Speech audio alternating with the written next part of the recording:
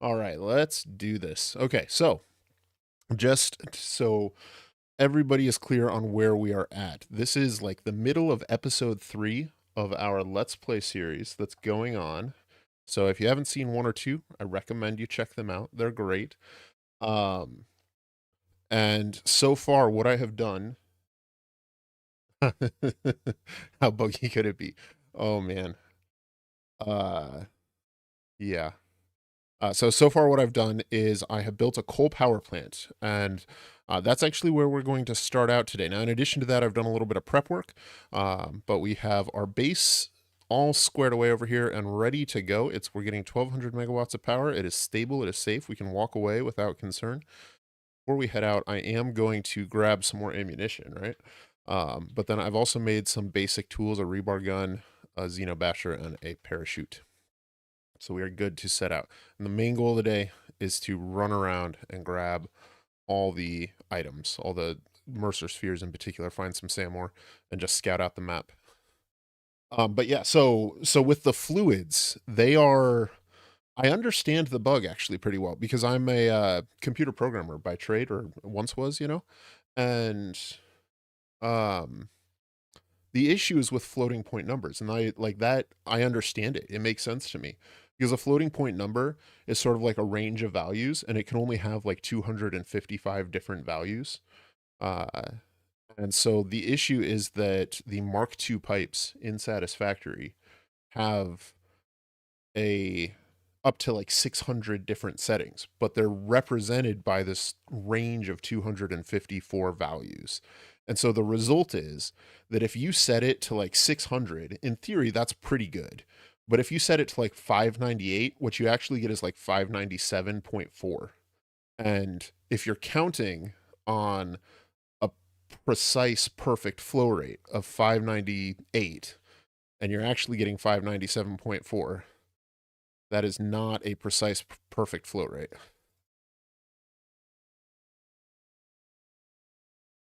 All right.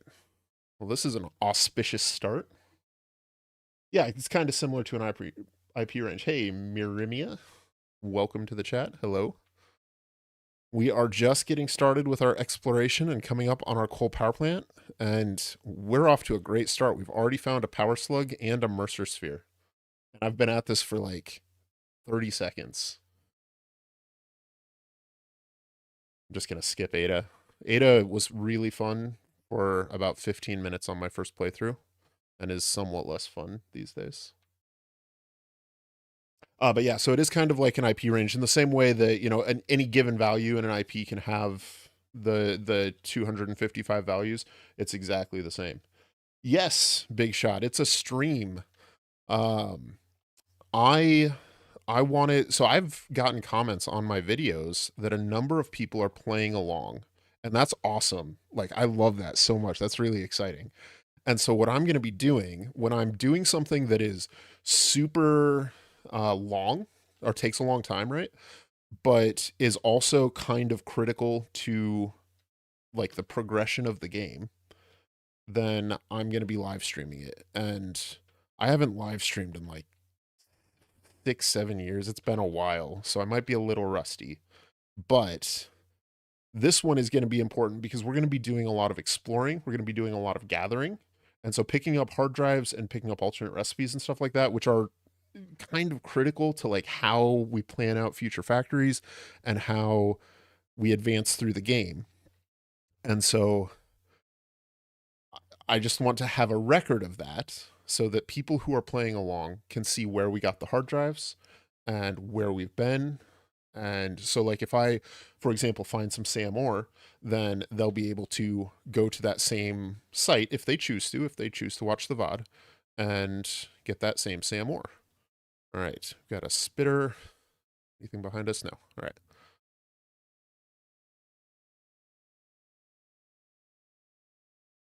So I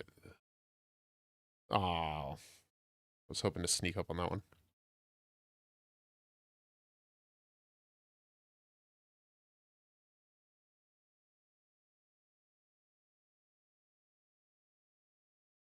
Okay, I'm taking this chainsaw off. That's gonna mess me up. Sorry, gotta focus up. I will definitely include highlights from the stream as part of the Let's Play. No question there. That is definitely an intention. It's going to be part of episode 3.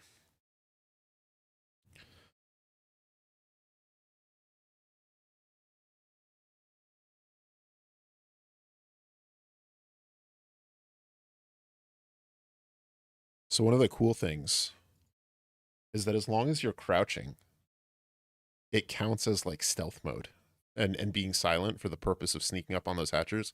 So you can be sliding in at, 60 miles an hour and they won't hear you. And you can be coming in from the air too.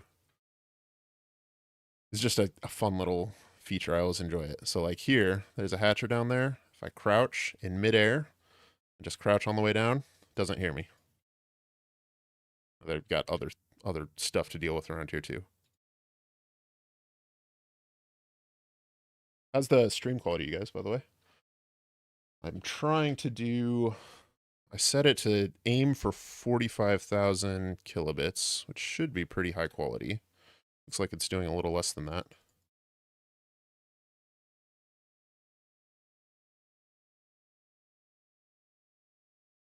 All right, there was another hog up here somewhere.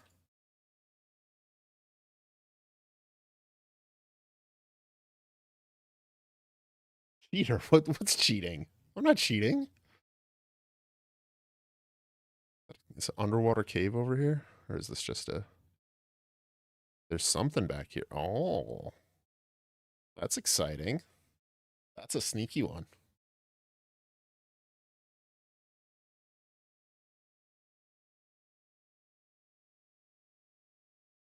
Thank you, Noob lots a lot. Noob lost a lot.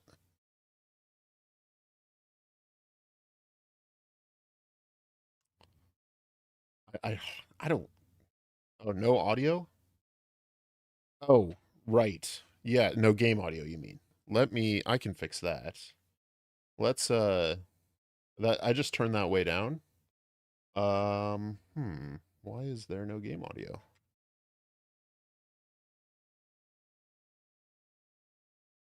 I turn it way down because my recording software picks it up usually without issue. And so then I can sort of adjust while I'm doing my editing and make it however loud I want it to be. Is that better? Might be too loud, actually. Let's drop that just a little bit. That's it's too loud for me.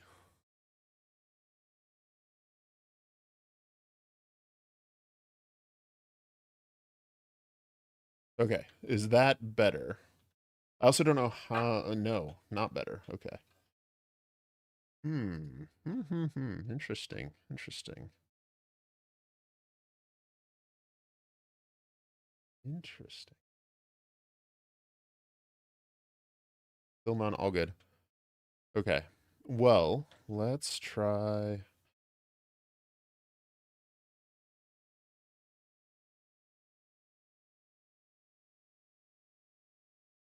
Okay. Well, we've got more monsters to deal with. I don't. A little too close to them, they'll spot me.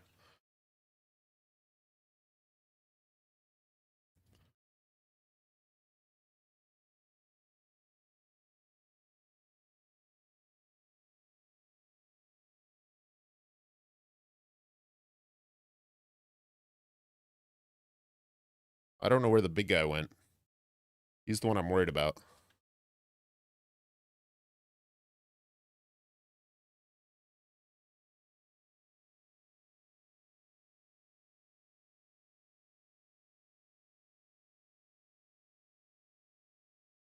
Up there. All right, got him.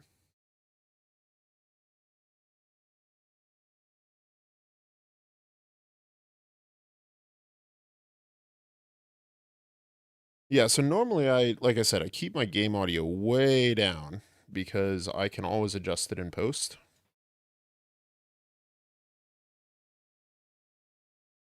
But it definitely appears to be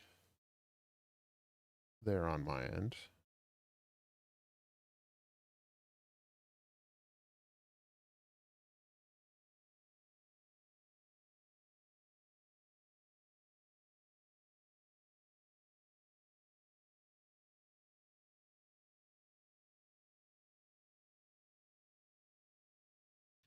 So that's everything turned up as loud as I can make it. So if there's still no game audio, then I don't know what that's about. I almost have to take my headphones off. That's so loud. So, oh, set up sound from my headphones. Okay, if you can elaborate on that, that's true, Marius, but it would be nice, you know? Like, I want it to be a pleasant experience for everyone. So Aaron, if you can, Noob lost a lot. Wow, that's gonna mess me up. If you can elaborate on what you mean by that and how to do that, that would be very helpful for me. Like I said, it's my first time streaming in a while, and I did a test stream to make sure my video was good, but I did not check the sound on it. I didn't think of it again because my sound is also. It appears to be picking it up. Let's see. Let's try.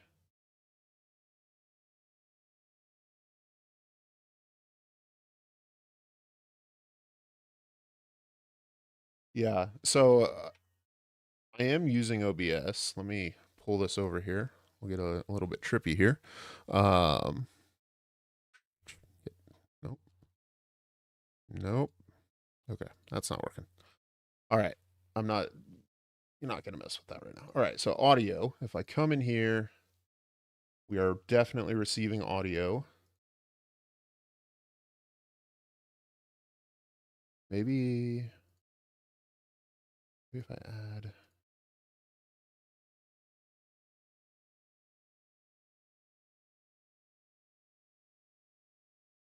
The source as the head. I do remember something about that.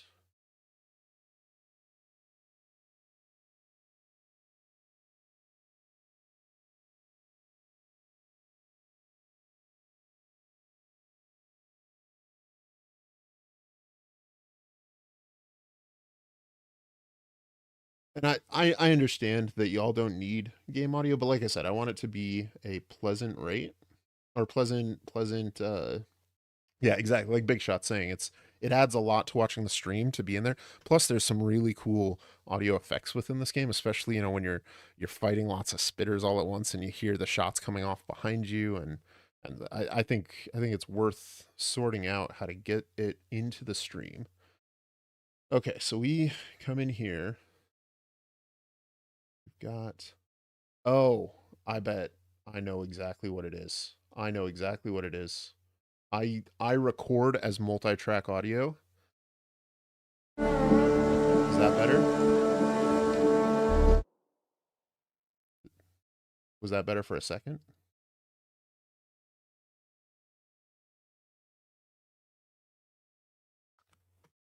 All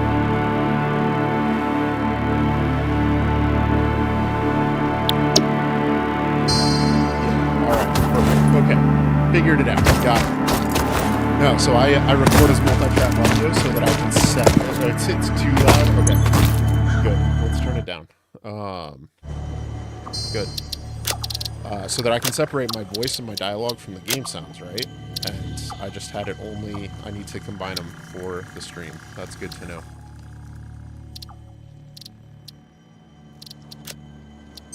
Okay.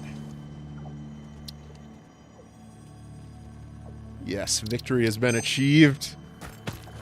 Feels good. All right, I've actually just been wandering around while we've been chatting. I have no idea where I am, but I see another Mercer sphere. So it's good. That's still a little too loud. We gotta get this just right.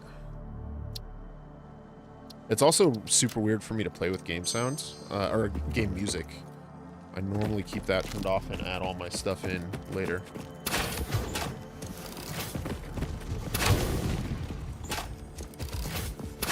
Oh. Oh, this is a big one. I didn't even realize. Come on. Try me. Ah, I missed.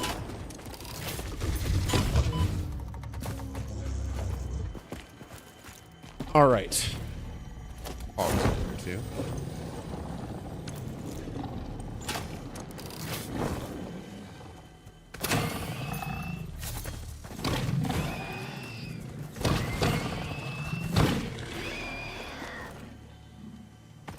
All right.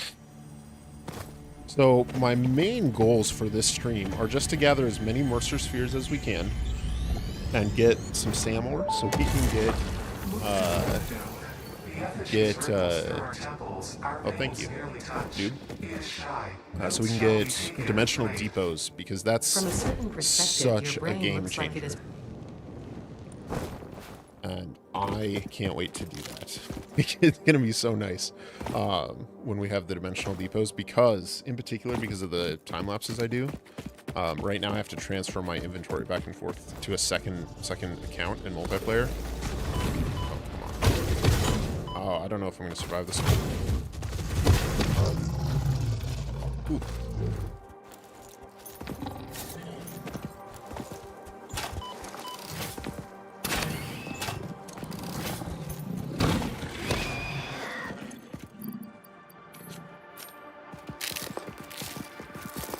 What's gotten me into this game? Honestly, it was Minecraft, man. I followed the traditional path. So I don't know if you know this, Minecraft was the genesis of all of the factory and automation games. If you go back on the Minecraft forums, it's still there. There's a post from the dev of Factorio back when it was like a small indie game with a single developer, basically saying how much he loved the automation systems within Minecraft and building farms and stuff, and use that as the inspiration for making Factorio. And then the devs of Satisfactory have made comments on, you know, old videos during like update 2 and 3 that they loved Factorio but wanted it as a 3D game, and that was the inspiration for making Satisfactory. And that is the progression path I took, is that I played Minecraft and I discovered that I really loved the farming and automation side of the game, and just like seeing, you know, how complex of a build you could get, and picked up Factorio, and I haven't played Factorio in years. It's on my to-do list, and I keep meaning to come back to it, but I haven't played since way before its 1.0 launched, you know, since before I played Satisfactory. So it would probably have been, you know, 2017 or something at the last time I played Factorio. But I loved the factory and automation style of game, and, you know, the factory must grow, and it's just so addictive. Hey, Yogla, how are you today? And so I picked up Satisfactory when Update 3 came out, and played it and loved it, and then started YouTubing around Update 5. And one of the things about this game is it's one that it keeps drawing me in. There's just enough depth in some of the systems, and the creative building aspect is almost infinite. Okay, so I want this drop pod. This has a lot of enemies around it.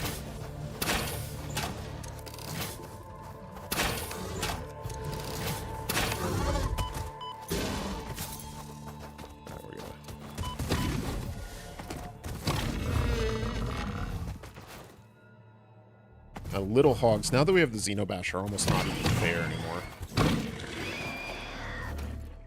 anymore. Satisfactory is probably... yeah.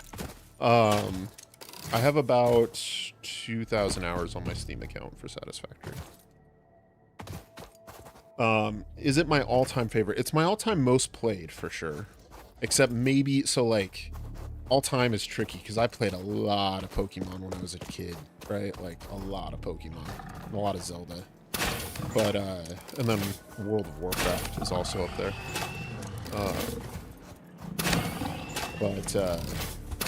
As far as, like, single-player games as an adult, Satisfactory is my number 1. Oxygen Not Included is my number 2, and then it gets complicated.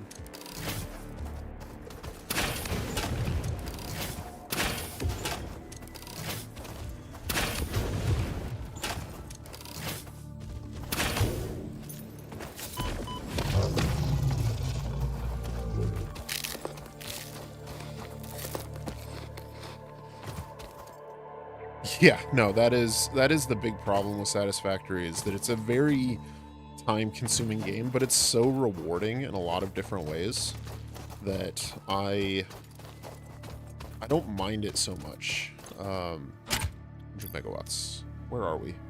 Okay, so this is one of the ones I'd spotted. I got it marked. Do we have 100 megawatts? Yes.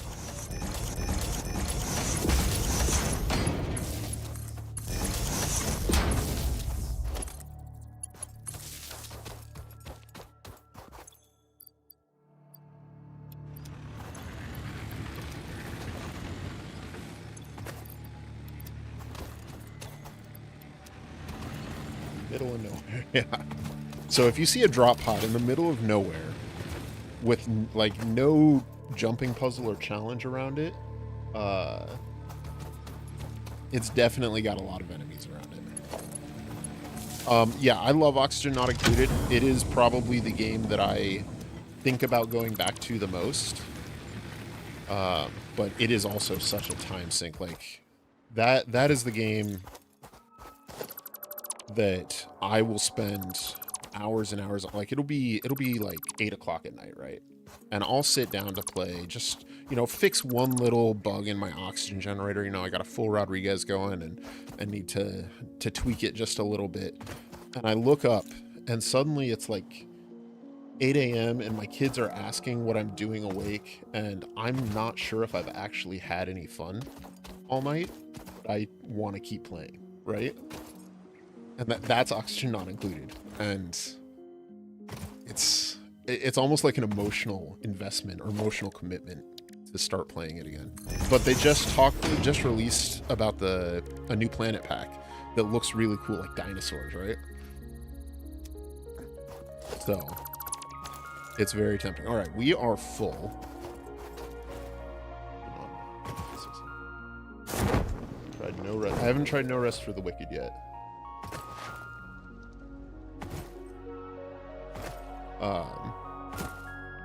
What's that one about there, Diligence?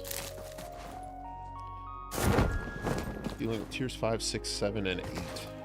Yeah, so as you go through the game, you can kind of leave some tiers. Yeah. Oh, dude, Mirimia, Satisfactory is the last game that hooked me in that way. And it's one of those things that I want there to be more games, because that's what I love, and it's one of the things I miss about being an adult. Do I plan on doing these mega giga tera builds, ultra efficient factories? I plan on doing big builds, but I've seen some mega builds. So there's one channel that I saw on YouTube, and it's the only other person I've ever seen do a time lapse the way I do, and all theirs was like running some rail lines. They may have done more since then, but they did all the coal on the map as part of like this massive dam structure out in the swamp. And it's so cool. And like, you know, they've got like 30 concurrent train lines to bring it all in. And it is one of the coolest builds I have ever seen. I'll see if I can find a link to it and post it either in the chat later or in the description of this VOD. But yeah, like when they posted it on Reddit, they were actually asked, and they said it took around 200 hours to do the build, right? Yeah. So that is... That means I can't do it. You know, I've got a family, I have like responsibilities, and I am not big enough on YouTube to spend that kind of time on that kind of build. Maybe someday, but not today. Not at this stage in my YouTube career or this life. Yeah, the pipes are rough, man. I've been trying to crack them. I've been learning about them. And I think I have an advantage that I actually understand like the mechanics of the bug. It doesn't mean I know how to fix it or get around it with pipes, but I posted a fluids guide the other day that explores some of the weirdness with head lift and water pumps, and I've got here. Let's head on over and I'll show you. But yeah, so that kind of build, like I said, I'm gonna do big builds, but I'm not gonna do that kind of big builds. So I mean, if you've watched my most recent oh, this was poison. Let's not do that. If you've watched my most recent episode, you can see how big I made my starter base, right? And so here's my coal power plant. And so that's sort of the same scale. Like however big a normal starter base is, that's how big my starter base is. And here is my basic coal power plant. and it is great. I need to finish painting it. So I built it in the Fix It Orange and then remembered I had the customizer unlocked. Picked out a color scheme. But so going back to the pipes issue. These, I have no pumps in this system. I'm not using any mods that would affect this. Like, the only mod I'm using is Fix-It Cam, right? For my time lapses. And yet, the water, despite, so like, if we look at the water extractor, it says in the description right there that it has 10 meters of headlight. I don't know how to highlight this, because if I mouse away, it's not going to do it. Yeah, like these, exactly. But here, this is like 1, 2, 3, 4, 5, 6, 7, 8, 9, 10, 11, 12. So 48 meters of rise of headlift here. Yeah, I've used Sky UI sometimes. I have that one installed. I don't normally play with it. I use that when I'm making guides and stuff, just so that I can, like, when I'm filming a build and it's night, I can just fix that without having to wait 20 minutes. I thought I knew how headlift works, but there's stuff in the game, like these say they have 10 meters of headlift. 10 meters of headlift is halfway up the water extractor. It's a 20-meter high building. These are pumping 48 meters up and successfully providing for those coal power generators. I don't understand that part. Like that, there's nothing I have found in the game that seems to explain that, and other water producing structures don't have that behavior. Oil extractors don't do that. And so I've been working on part 2 of that fluids guide, where I talk about some of that other stuff and talk about flow rates through the Mark II pipes.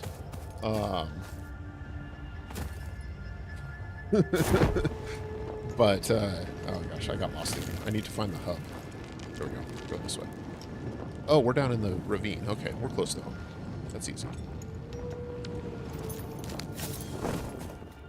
This guy gets respawned.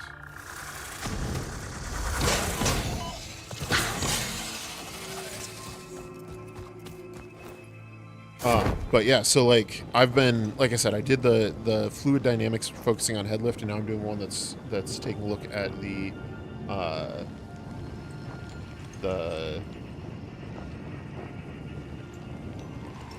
flow rate issues with Mark II pipes and how to fix that. I'm gonna look at like VIP junctions and that sort of thing with it as well.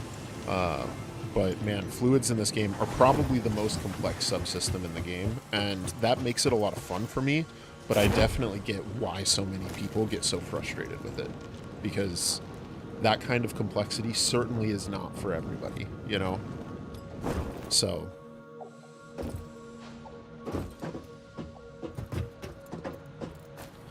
okay, let's see. So we're up to 6 Mercer spheres, tons of alien parts. Let's unload. I didn't end up doing nearly as much building as I thought I was going to do while I was out. So let's just unload what we can here. Some more storage boxes over here. Getting kind of a chest monster going on over here. No, I have not yet customized my avatar. I keep meaning to do that while we're here. You know, since it's convenient, Miramia, let's go ahead and customize our avatar right now. So let's see.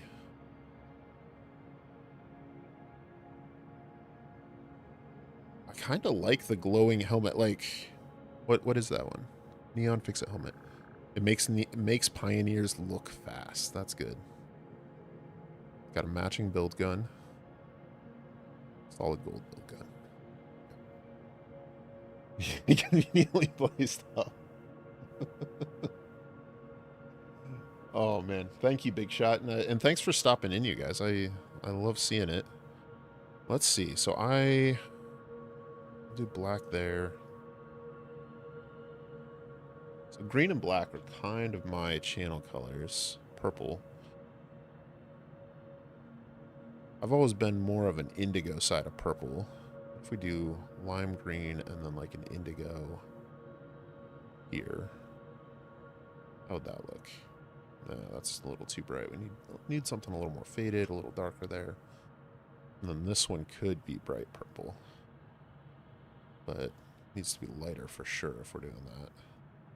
Then this needs to be a little darker.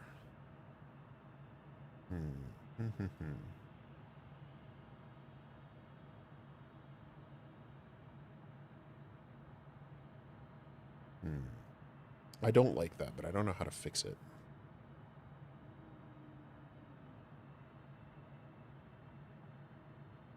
I like the... I feel like I'm onto something here. Do I have the exact hex colors for those? I can give... I mean, they're on screen. I can show you the colors. Yeah, I love the color changing helmet too. That's... So what... And the helmet's the part that's going to matter. So that's what I really care about getting right. We can fix the coveralls later. Let's go with...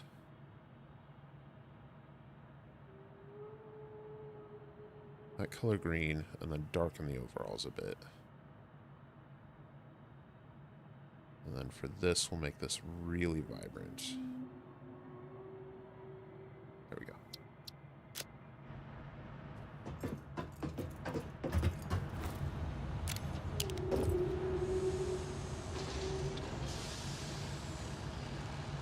Absolutely. We'll go with that for now. And the hex codes were on the screen while I was doing that, but I'll post them in the description for this video after we're done here.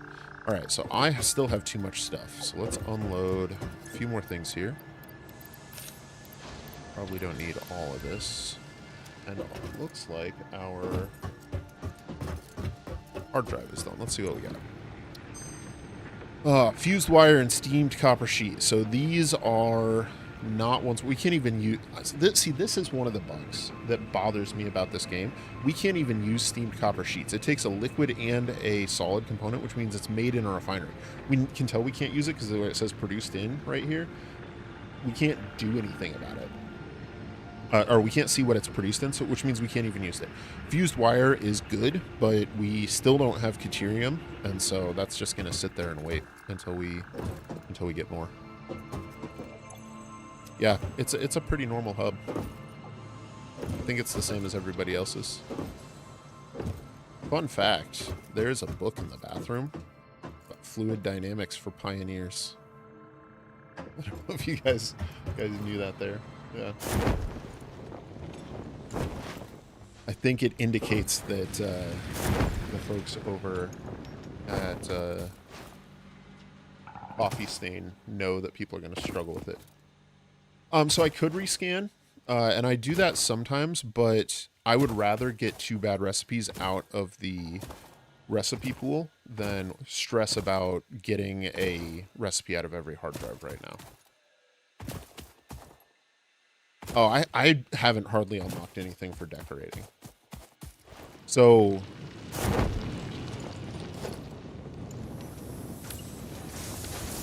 yeah, so I fully intend to decorate things up. One of the things I like to do is put signs up all over the place, but I have not unlocked much in the Awesome Shop. So in particular, your organization, don't have signs yet because I don't have quartz yet. Hey, excited? How are you, man?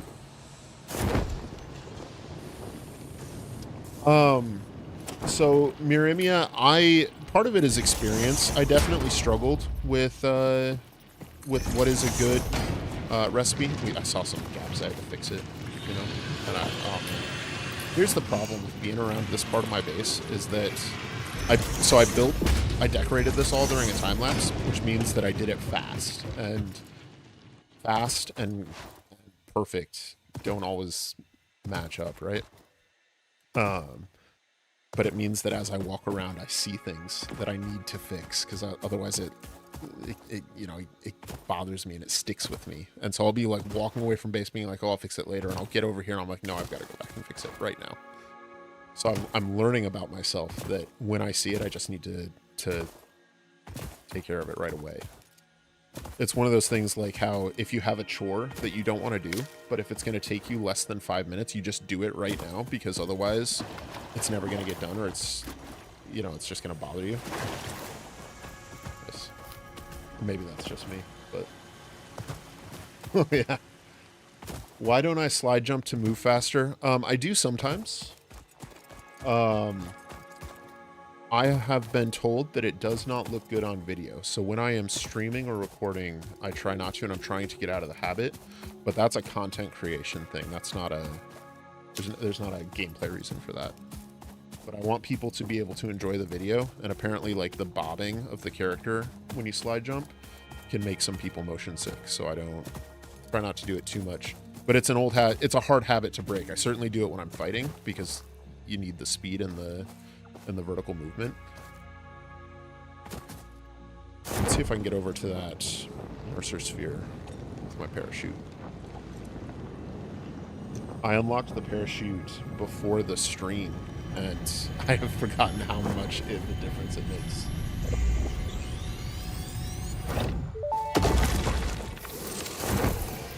All right. Simple melody into the effigy, yet we hear no harmony. It covers the temple in bones and organs and limbs, yet ignores our bleeding wounds. Scripture is needed. Consume. A familiar pattern is emerging in...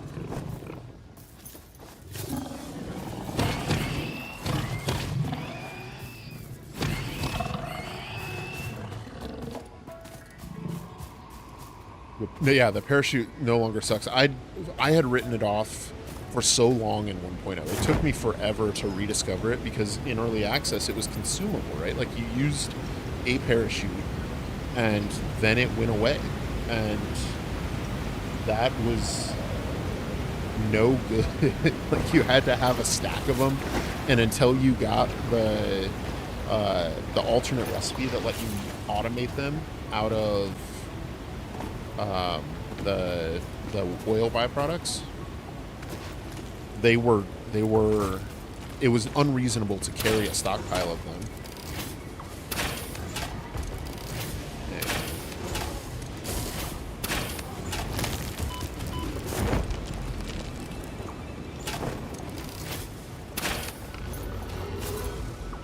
And so when 1.0 came out and they said, yeah, it used to require mycelia, which was not so it required fabric, which is not renewable. So mycelia isn't renewable, but there was an alternate recipe that's now just part of the mycelia tree in the MAM, to make it out of mycelia. This recipe, the synthetic polyester fabric, lets you make it out of the whatever this is, polymer resin. There we go. Hello, lizard doggo. We are too far from home. I am sorry. I'm not going to adopt you here. Oh, hey. What is... Oh, it's a tape. Beautiful. And so, like, you could get it renewable during early access, but it wasn't until, like, late game, after you already had the jetpack. And... yeah. Yeah, I don't know. I've been gaming a long time, man. They make this... No, I don't randomly murder doggos. I'm one of those people who, even though I know that the doggos in Satisfactory are not real, that they are made of ones and zeros and are a simulation in my computer, and if I push the button on my computer, they effectively die. Like, they go away. Whatever existence they have is gone. Yeah, I just pick a random direction when I'm exploring like this and start walking, because there's so much stuff on the map. You can literally go anywhere and find useful stuff. Like, here's a drop pod. And so you get to learn a little bit about the map. I get to, if we zoom out, you can see I'm just exploring in random directions, seeing all kinds of stuff. But you'll find the stuff you need. Another big one over here. So it needs...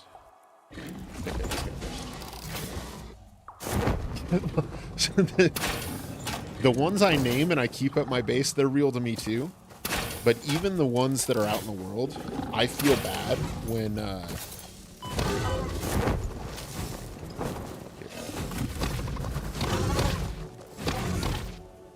come on. Hold on.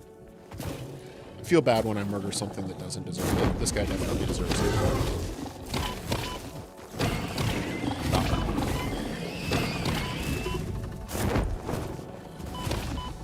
How does this guy still have health? Oh my gosh.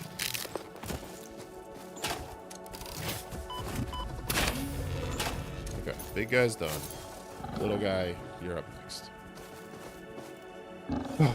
Once you get the Xenobashers, I find it's best just to let the little ones charge you, because they'll be stunned the first time you hit them. And at that point, you can just smack them a couple more times and they fall over. Okay. All right. Catch our breath, our blood pressure back down a little bit. And this was 120 megawatts, so that is 4 biomass burners.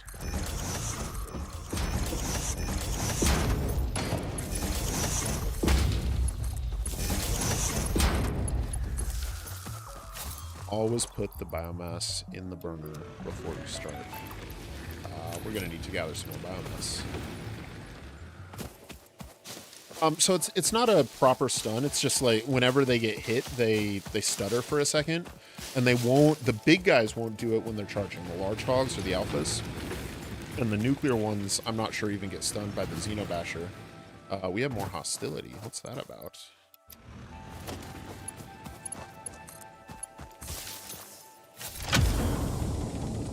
Grab this hard drive real quick.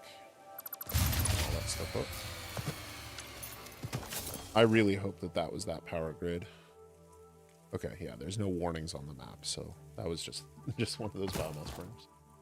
Yeah, 3. I look forward to the late game too. But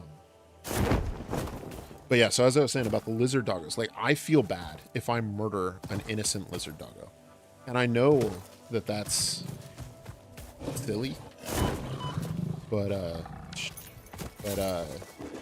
I don't need that in my life.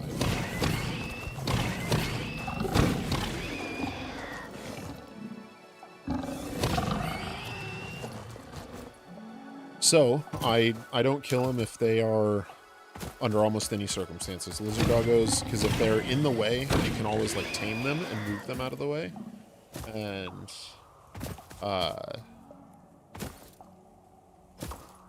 if they are not in the way, then, you know, live and let live, right? Like, I don't need that on my soul. I don't need that on my consciousness.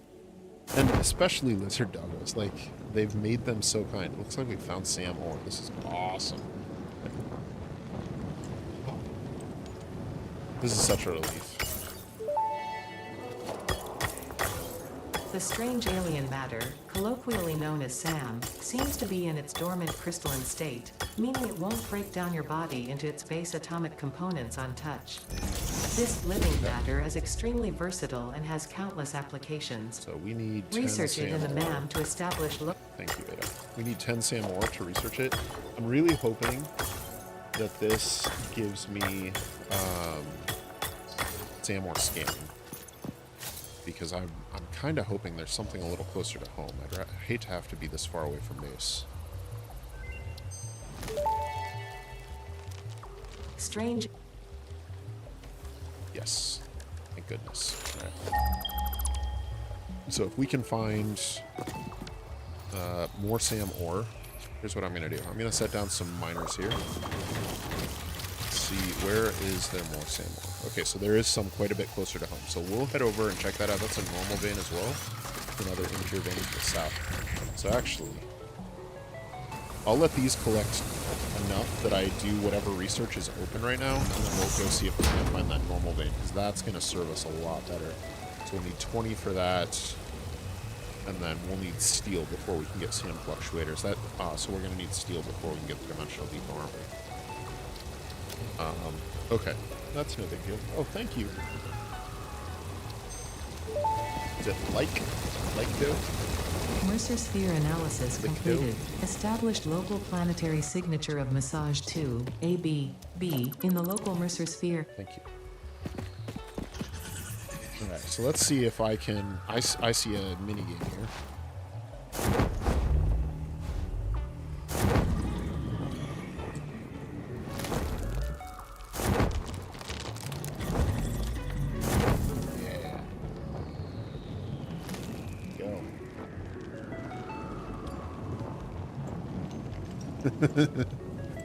Yeah, Ada is a jerk.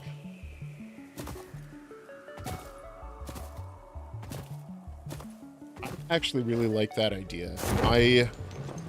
one of the things that's kind of like a headcanon or like an RP I do when I'm playing games like this, but Satisfactory in particular, is I really like lean into the pioneer story and ethos.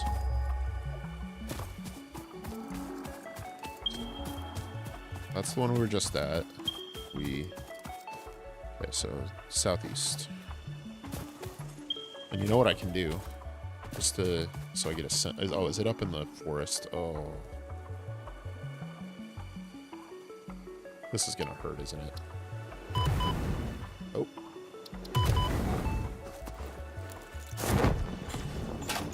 I did not even hear that before it attacked. We're low on health.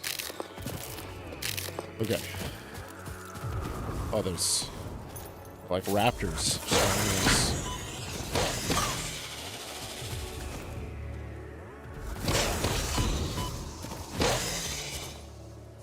Alright, was there still another one? I think there is. I hear something.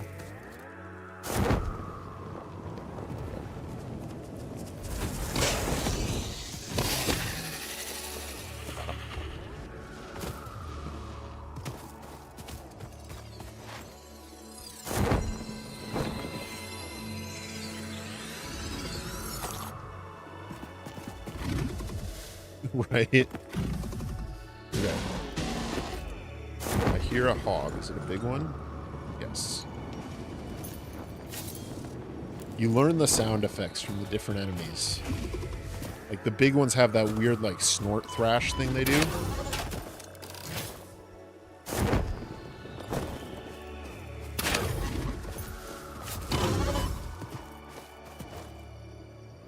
We're too low. Enough for that. I need to be better about watching my health.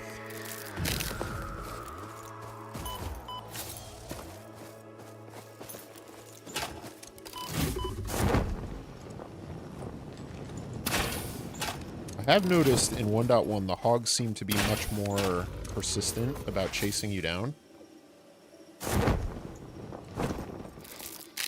Okay.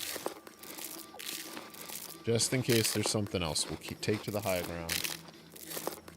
Stay put. Get our inhalers out as well. Where'd you go there?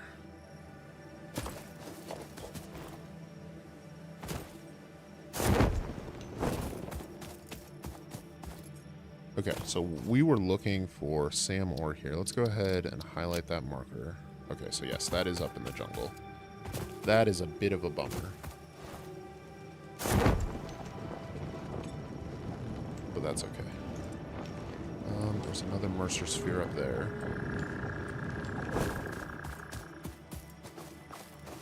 So let's pop up and grab that one, and then we can see what else we've got. I hear spiders. Where are you guys? Behind me. Oh, are these really the first stingers I found? Samples of unknown alien species acquired. Initial. Oh, really?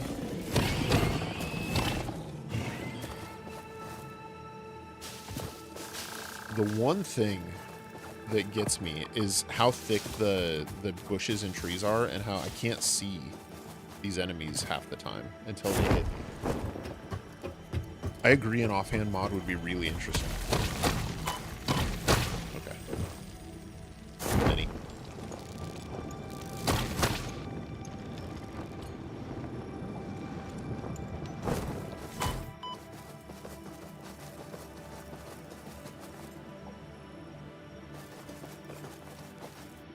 Alright, this one's going to be a little tricky.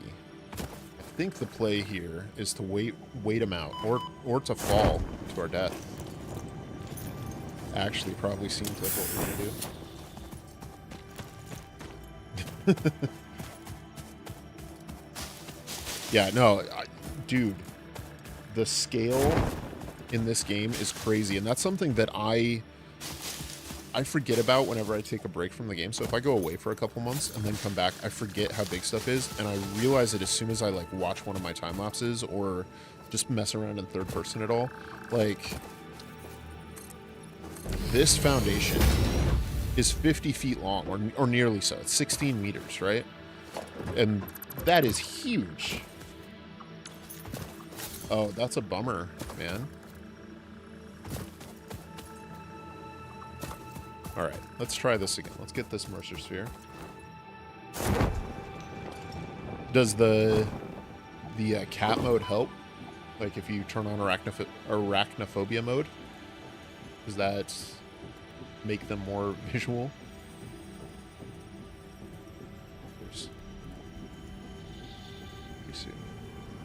So there are definitely places where stingers come out at night. I don't know if little ones do that, but up in the valley where we were at earlier exploring, there is definitely at least one stinger that is a nighttime spawn and goes away during the day. I'd discovered that right when Update 5 came out.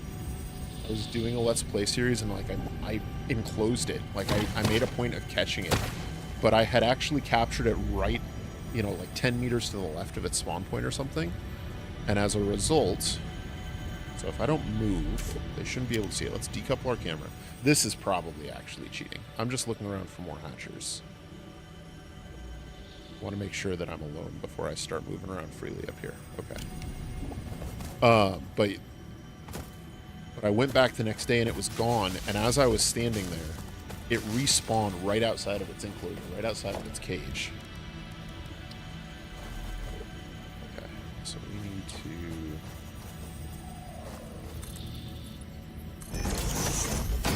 get up there. How's that invalid placement?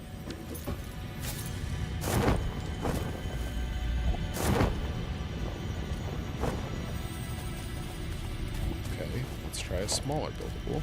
Let's try the stackable conveyor bolts. How close can we get those?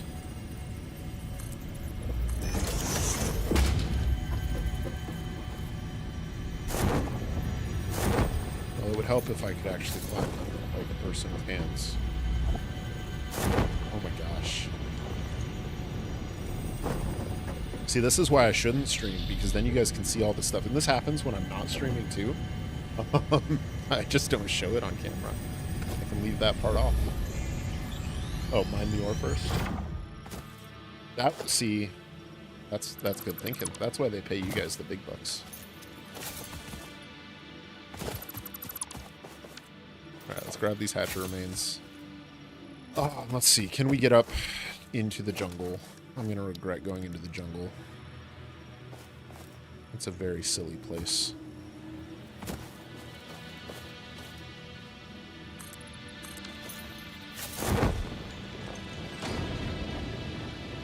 Oh, 100% no offense. Yeah. Oh, okay. Alright, so this is why I say the jungle is a very silly place. We're not even there yet. And it's a field of uranium with a giant spitter in it. Like, what am I even doing? Like, whatever I'm doing, it's like that when you go into the dunes in Subnautica and the AI is like, are you sure that what you're doing is worth it? And the answer is no, I'm not sure. I'm not sure at all. I don't know that I should be here. But we're gonna give it a try.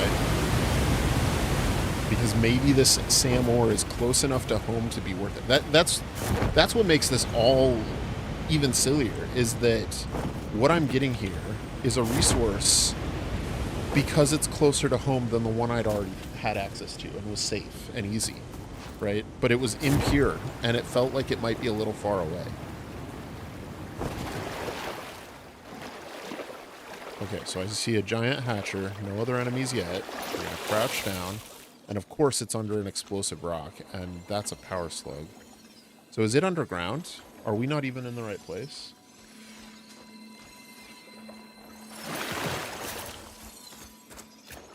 Okay, we're gonna have to do something crazy here, because we need to get over to that hatcher. Make sure there's nothing up on this hill that's just gonna jump out at us real quick. Okay, we're good. We're gonna do a slide jump into a parachute to the rock, crouch on the rock. Alright, and now we can crouch all the way over to the hatcher, I hope. Unless that water's too deep. At which point we'll die. Yeah, see, why are you putting that on me, noob?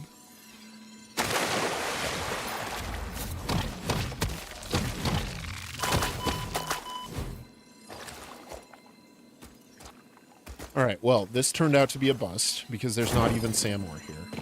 So, let's scan again. Maybe we'll get some more closer to home. I mean, it's got to be underground, so there's a cave somewhere, and it wouldn't actually surprise me if the cave is, like, in this cliff.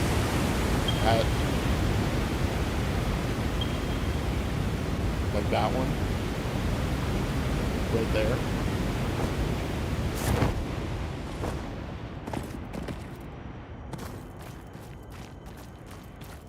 Oh, man. This feels dangerous. Let's heal up. Yeah, congrats on the blades and parachute. It's such a game changer for getting around. The cave is filled with uranium. That is... Thank you for the warning. It's good to know. But is there SAM ore? Because if there is SAM ore, there's a purple power slug. Okay. So here's a tip. And I'm not actually afraid of spiders, and as long as it's not like multiple of the big ones. If it's one of the big ones, this was in my last video, or maybe this was in a short I did.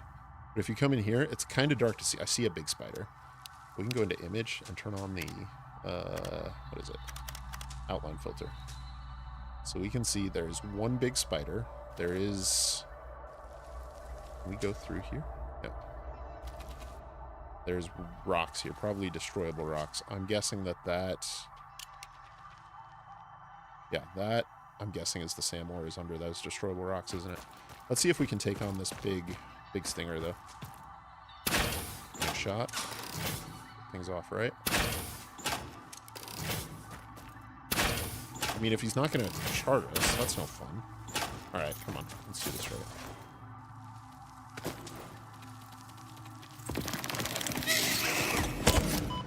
Oh, come on. You didn't even... That time you didn't.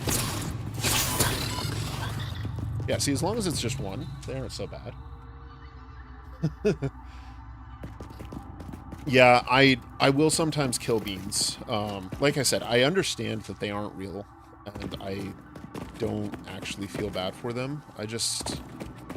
The act of committing violence when it's not needed resonates deeper than it probably ought to. So I don't choose to do it unless I have a good reason. And, sorry, my dogs are wrestling.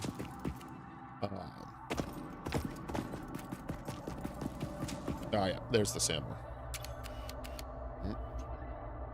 Fix the filter. So down there. SAM ore. So we need explosives, is what I'm hearing, but this is actually not that bad. So there's a normal vein fairly close to base, and we were going to build in this direction anyways, because there is something to the south of us that I had seen earlier. Let's go check it out. Yeah, the stinger and jump. Oh, dude. So yeah, I will kill the beans if they're in my way. And actually, I didn't get it on camera, but when I was building my power plant, my big hole one, which the time lapse will be in my next episode, a bean like I was placing water extractors. I placed 2, and the bean walked in like as I was trying to place the 3rd, and it got stuck floating. Like I couldn't scare it off, right? So it was just floating in the water where I needed to build this water extractor, and even saving and reloading, it was still there. So I had to kill it. So I thought there was something else near this lake. Maybe I'd planned on doing my big coal power plant here, because so I like the site that I chose for the starter coal power plant. I think it's a really cool one, and I love the look of the place. I can't wait to get in there and decorate it properly.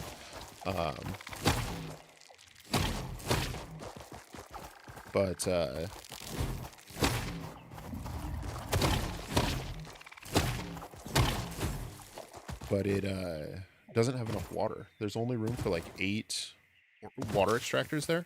And so you can't build more than about a 1200 megawatt coal plant. And I could, like, when I get Mark II pipes, I can do more. Um, but I don't have those yet. Those take oil, so it's not going to be available to me until later in the game that I want to be messing with coal. Like, I want to build a big coal power plant in order to get me through oil. Once I have oil... Oh, okay. Big hog. Big hog. I have dealt with enough of y'all today. If you're just going to stand there and take it, I'm going to let you come. I don't need your business.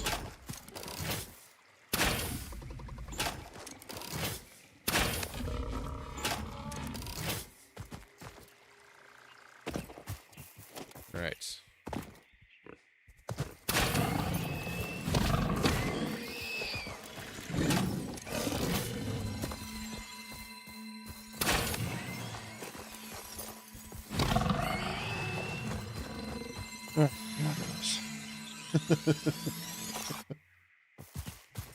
Hello, Mallory. Thanks for joining the chat. I'm not sure which rocks. I didn't see where we were at when you said that. So the rocks inside the cave have the SAM ore under them. That is something we mapped out and confirmed. And actually, what I should do is pin that cave entrance, because I don't actually need the location of the ore itself, but I do need the location of the entrance. So we will move this marker right there. SAM cave. And we'll have to come back once we have steel so we can get proper stuff going with SAM ore, get the dimensional depots. I was actually hoping to get the dimensional depots sooner than that, but I don't think I found enough pipes, and I haven't unlocked the alternate that lets me get pipes with just iron yet. Speaking of alternates, though, I think we have a spare hard drive. Let's drop down a man and get that one going while we continue exploring.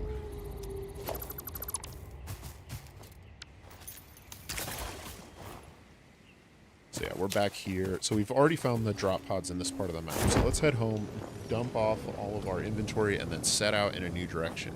Like I said, with Satisfactory, you can set out in any direction, and there's tons of stuff to do. And at this scale and scope of exploration, like, you know, spending more than an hour or two at it, you're bound to find more than you know what to do with stuff. I feel like I've mostly been fighting, though. It seems like wherever we go, I spend so much time just doing battle.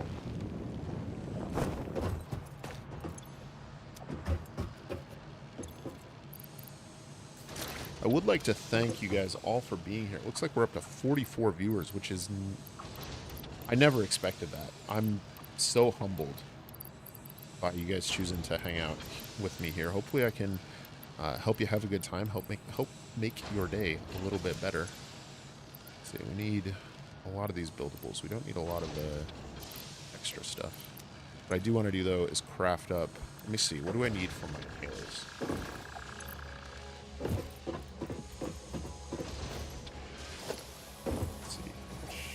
How much do I automate before getting coal power? Coal power is one of the very first things I do. Something going on in the chat. Let me...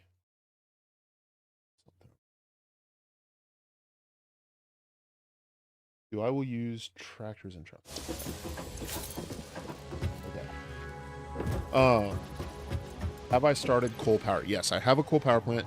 So this stream is part of a ongoing Let's Play series that is... so there's some videos posted. Looks like I need some mycelium for the inhalers. And this is going to be like in the middle of episode 3, right? So episode 1 and 2 are out. Episode 3 comes out next Thursday. And this stream will not be in, like, fully in the episode, because it's like 4 hours, right?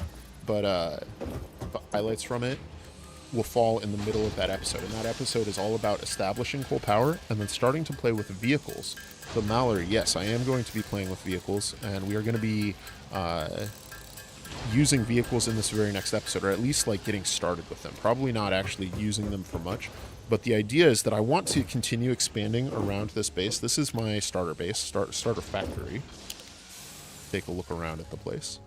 And so my next two builds are going to be a modular frame factory that's up on this ledge and uses these two iron nodes, and then a steel factory that is up here and will ultimately use this limestone node to either for the molded steel alternates, like the molded steel beams and molded steel pipes, because those are super efficient, or just for the encased industrial beams, which is a sort of a natural and necessary progression. And so the idea is that we are going to unlock, we've got coal power, now we're going to unlock vehicles, but I need the modular frame. So that's sort of my next build is to build a factory here and then use those modular frames to get vehicles and bring in the iron and coal, because there's no more iron here. There's one more node and it's under a rock. I can't use it until I get explosives, which come after steel, right? And so that is the plan for episode 3, is to get to and unlock vehicles. I hear, yes, that guy. Those things are so cool. I love them. Man, this game.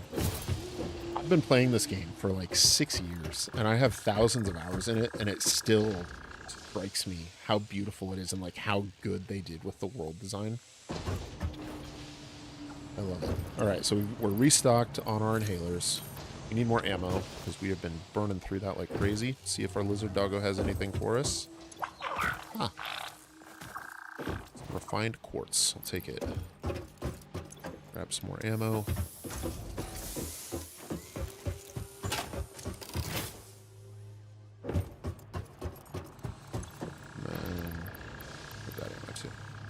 Alright, let's head out. Let's go. Oh, you know what? I had set out north a little bit ago, and I'd seen a drop pod just north of us. I wonder if I can get to it. It looked like it was in some poison pillars, but I wonder if I can, like, pillar around the outside of it and get to it. We'll try that out. So now I have a little bit of quartz. So vehicles can be super janky in Satisfactory, but they're actually a lot of fun. And I forget how much fun it is to drive and explore around because I don't use them. You know, like I need to go distances and value my own personal time enough. Oh, so I can just get over it. Like that's not even a tricky drop pod to get to. It'll be tricky to get back, but that's not a hard one to reach at all. Interesting. 10 megawatts. There's some biomass. Let me set up a burner. But yeah, so like, so with vehicles, I forget how much fun they are because I don't use them enough. But when I use them, I enjoy them. You know, if that makes sense. Like, it's one of those things. It's I don't know. It's how I feel about like travel. You know, like I look forward to traveling when I'm not planning it, but for like the full month right before I go on a big trip, I'm just like, oh man, this is gonna be so stressful. I have to do all this stuff. Like or going to see family, right? Like I love seeing my family. I know I love seeing my family, but the day I'm going to see my family, like if I'm going for dinner or something, it like I feel it all day, and and it just weighs on you. And I won't say it ruins your day, but you feel it all day. Get all these treasures. Let me get out of here before we die. Oh, I can't wait to get explosives and be able to clear out all this poison. That's one thing. So I've never done a playthrough starting in the Northern Forest, and I was surprised by how much poison there is in the Northern Forest. I didn't expect that. It was really surprising to me because none of the other starting areas have that. There's a bit over in the Dune Desert, but it's mostly a pretty chill place, and or in the Rocky Desert. The Dune Desert has high-level enemies, but not a lot of environmental hazards. Oh, I'm definitely going to be building in here. I don't think I've ever been here before. Is this the Spire Coast? Yeah, so we're up in the Spire Coast. I haven't been over here since they redid it. And what was that, like update 7? This is amazing. Why don't we start here? Like, if they want people to fall in love with their game, just put them in here. Oh my god.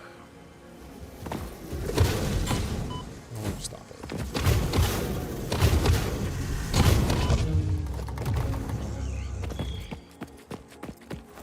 There are a lot of enemies over here, though.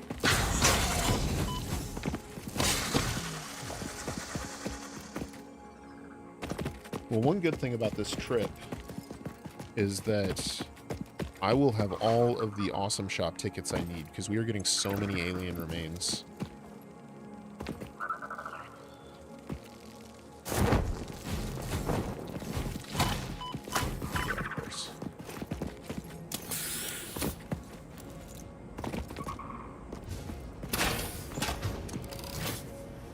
But usually when there's this many alien remains, or tough enemies, it's because there's cool stuff around.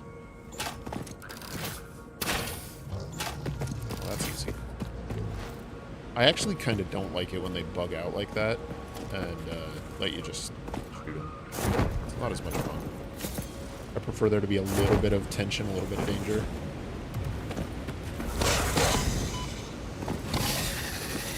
When it's when I choose it. Yeah, oh dude, this is fantastic. I definitely want to be up high though, because I suspect I'm going to be dropping down into this place a lot. Oh.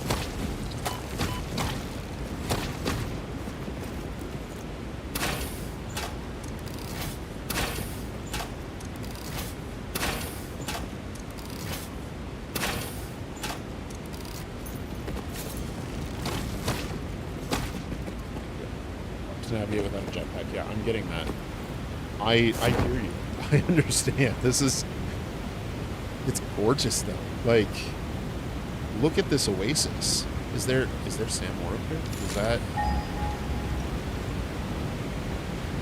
Okay, not sand more. But there's something purple and glowing back there. Is this water? So there is sand ore somewhere up here. Oh, quite a bit further north of us, though. Alright, so here's what we're going to do. I think there's a purple power slug back there. This water is too deep to walk on. I don't want to deal with those guys.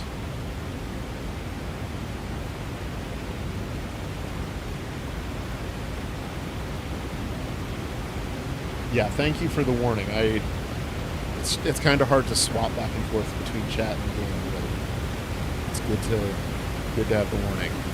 But we'll be able to take out the lower guy here. You might have to just smash and grab and get out of here. Oh wow.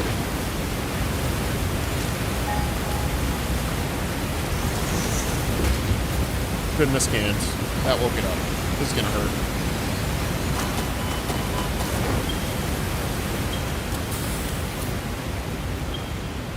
Run. See, here's where I use the slide jumps. There's a Mercer Sphere. Enemies? Enemies? Enemies? Unguarded Mercer Sphere.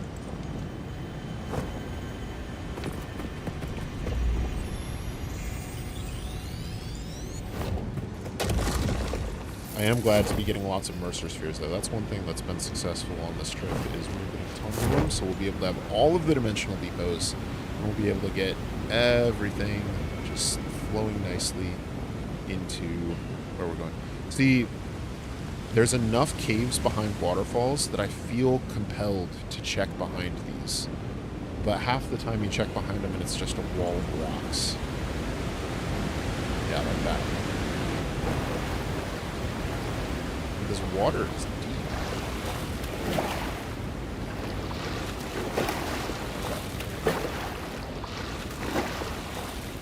Alright, is there anything of value over here, though? What I really want right now is hard drives and Mercer Spheres. We found Sam ore. We'll be able to tap that soon.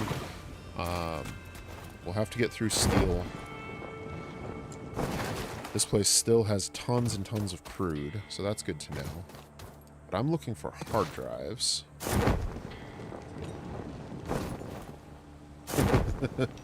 I'm given how many enemies we've run into, I'm a little concerned that we aren't seeing more because it was so hard getting this far north and just fighting through the waves of enemies. I see one up there waiting to jump us. But there's nothing around here.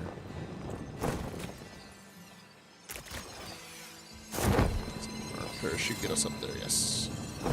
I love it. It's probably a bug, but if you parachute into any wall that isn't exactly vertical, it will, like, your parachute will drag you up the wall. And so you can use it to climb a lot of the rocks, a lot of the other things in this game. There's something up on that mushroom. Yes, there's an enemy. Let's take a quick look around. Is anything up here? Purple power slug under that rock. Oh, nuclear hog. We'll leave that alone, but more purple power slugs. I'm not seeing any drop pods, though. That's a little surprising. Okay. Well, let's check out this cave. Big spitter.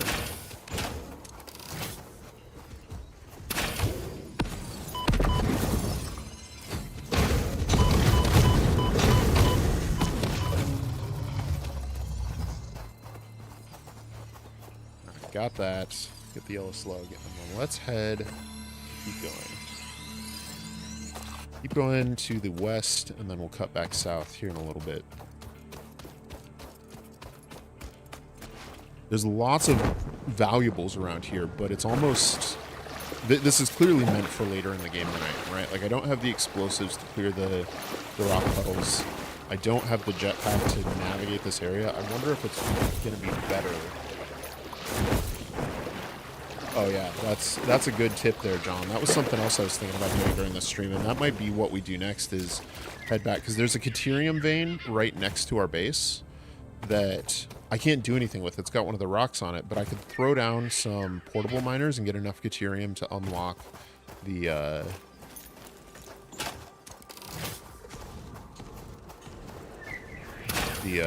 zip line there.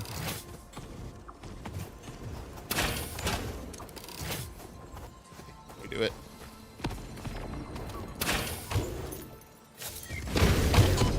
Oh, come on. They have more health than I thought. But that's another power slug for us. I will take them. I have not really played No Man's Sky. I'm going to say no to that, Mir. I love the idea of No Man's Sky, but I loved the idea of No Man's Sky when it first came out, and I played it for about an hour then, and it was awful. It was so bad. I have heard, at this point, thousands of people, probably, or heard read on the internet, right, social media, thousands of people sing the praises of No Man's Sky and how they fixed it. And it's in the same way Cyberpunk was a little bit unfinished when it first came out, but apparently, you know, CD Projekt Red has done a great job fixing that up as well. But I haven't gotten back to those. I think it's more about the game ecosystem, though. Like, it's not that I don't want to still play those games. Like, No Man's Sky sounds fantastic. It's hard to think of a game that would be better suited to what I say that I like in games than No Man's Sky, because it's got automation, it's got base building, it's got exploration, it's got interesting combat, right? Like, all of that. And yet, I have other games for all of those things. Like, if I want a chill base building experience, I pop into Satisfactory. If I want automation, I do Satisfactory. If I do combat, I do Satisfactory. But, like, if I want a complex technical challenge, I play Space Engineers or Oxygen Not Included, which have a little bit more in-depth physics simulations, right? But yeah, exactly. And, man, that's probably the worst thing about getting older, being an adult. I'm pushing 40 now, and I've got kids, and that means that, like, my gaming time is limited. You know, I get 2 or 3 hours a day tops. I'm lucky to get that a lot of days, and particularly since I've been doing the YouTube thing, you know, I'm locked in for that. And so I don't get to play around with a lot of the other games that I want to try. But I would like to, you know.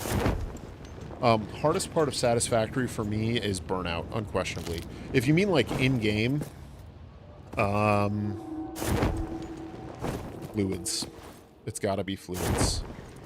I also struggle with trains. Not like, I'm actually really good at trains in Satisfactory. Like, they don't provide like a cerebral challenge for me, because I understand enough about how they work and have a good system for building. That is an alpha hog. That is not a fight I want to pick today.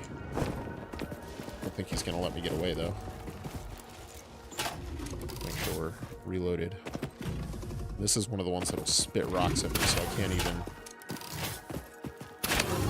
like, hide on a rock and pick him off. Is he stuck, though? Well, that sucks. I was hoping for some fun. We are full on hog remains. How are we full on hog remains? Have I not been picking up any hog remains at all this whole time?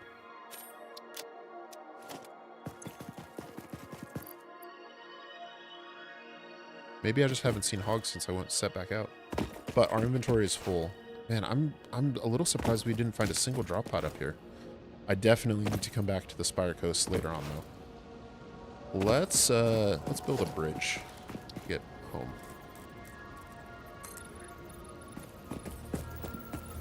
Nope. There. Or a ramp, rather.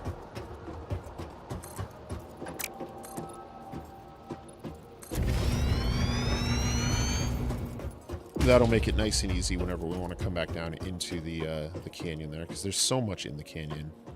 And at the end over by the desert, there's like almost the perfect starter area. You know, it's got rich nodes of all different kinds. It's got easy access to coal, easy access to oil, so you can basically play through all the way up until like tier 7 and 8 without leaving the little area around your base. All right, we've got some copper over here.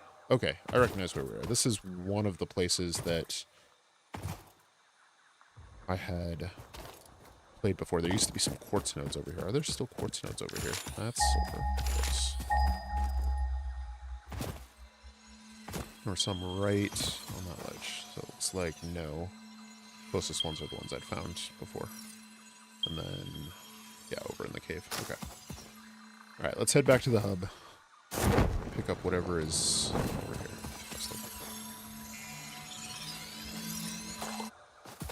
On it, so yeah, but no, to answer your original question, Burnout is 100% the hardest part of Satisfactory. There are parts of this game that take too long, that take too much focus, and especially when you have limited playtime, it is hard to commit to. Like, I want to build a heavy monster factory, right? That's a 12-hour job, and if I can't commit the full 12 hours, it's hard to justify spending 3 hours starting a project I know I won't be able to finish today and might not be able to finish this week in a game, right? Oh, good. Don't even need anything for this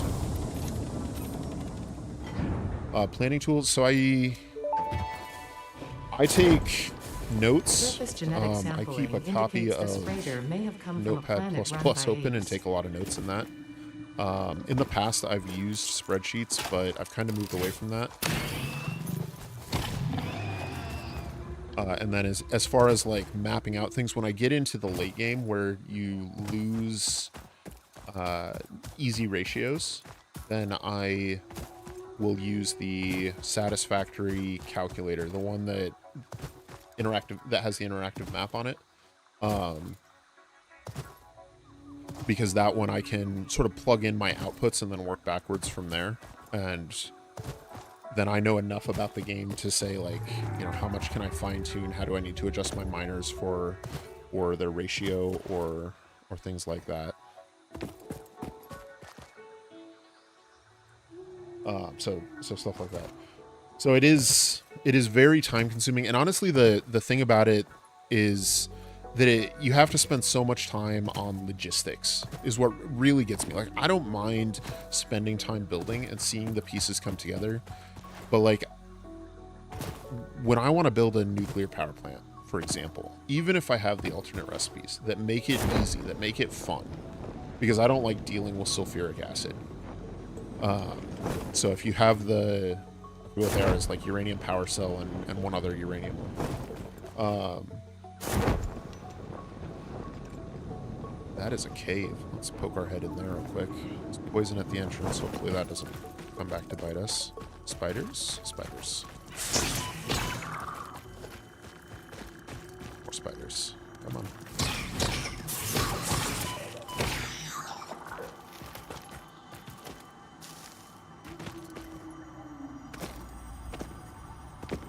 Mercer sphere with a poison flower.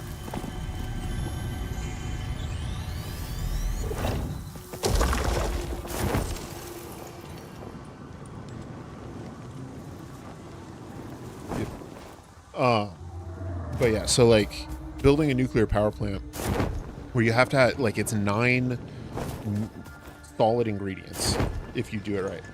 Thanks for stopping in, Mir. Have a good night, and hopefully I'll be able to do some more of these live streams, and I'll see you back soon. Otherwise, have a good night and have an efficient day tomorrow.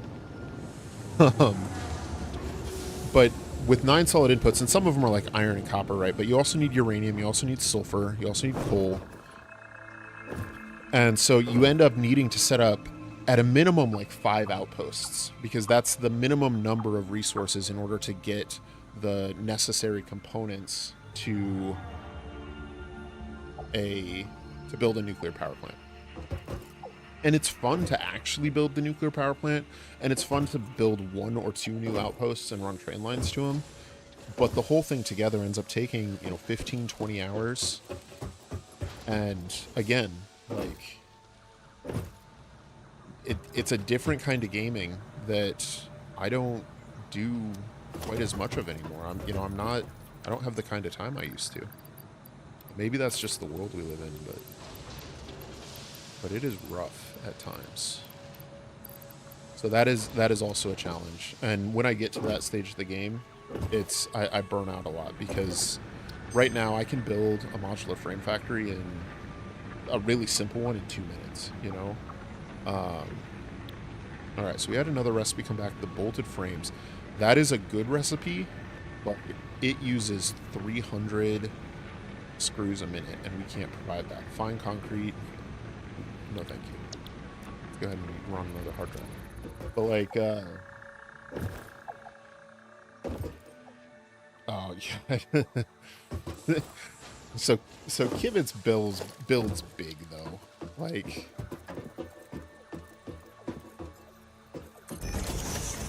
but yeah, so if I want to do modular frames, and I already planned this out, so I know this. That's a modular frame factory right there. What you need to do there is set modular frames in the front one, set reinforced iron plates in the back one, and then set these 2 rods, screws, and plates, and then feed in iron. And that's 2 modular frames a minute, right? That's all it takes for a small one. Once I get blueprints, I'll be able to plop those down immediately. And maybe that's the trick. Maybe I just need to... Oh, thank you, Parallax. Appreciate that. Thank you for stopping in. Hopefully you, if you're able to stick around a little bit, you enjoy the stream. If not, have a good night. But yeah, so right now I'm having a blast building all these factories, but I know that later on, when I'm probably starting around supercomputers, like I think I can do pretty quick, pretty easy builds until around then. But once you get to supercomputers and those early tier 7, I'd say, recipes, that's when things get tricky. I'm not even going to fight that hog today. What was I setting out to? Oh yeah, we were going to find Caterium here, get a zipline. That will help us get around a little bit more. I also want to pop over and grab Quartz. So we found both Caterium and Quartz veins, but can't really make use of them. Or we could do Quartz right now, but I want to save that. I didn't want to do that till I have coal power. We have now, so we could. But Caterium, there's a rock on top of it, so we can't do anything with it directly. But what we can do is mine it enough to get zip lines. We still have portable miners here, so 3 of those. And then just start mining a little bit. And yeah, like, you don't even need Mark 3 blueprints. Modular frames you can do in a Mark 1. I have a blueprint for heavy modular frames. It's like one heavy modular frame every 2 minutes. It's like half a modular frame, right? But it's a Mark 2 blueprint. And so once I get that, then I don't do that for like my personal heavy modular frames because I like the experience of building a factory for a thing and then having that thing as I play. And so, like, I'm going to build a heavy modular frame factory even though I already have this blueprint. And let's see. Smelters here. I'm just gonna run over and steal power real quick from my base. I say steal power like it's not mine, right?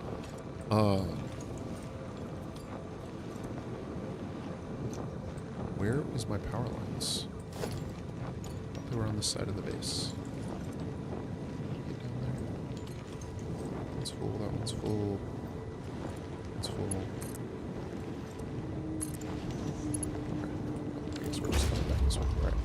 Right. So for my first heavy modular frames, I'm going to build my own factory, and I've got an idea for that. I did it during Update 5. It was like I built a town, you know, with a bunch of small factories and then used trucks to move the items between them. This remains one of my favorite builds, like, in terms of the idea of it. I'm going to try and recreate that, but do it a little bit bigger, a little bit better. And then...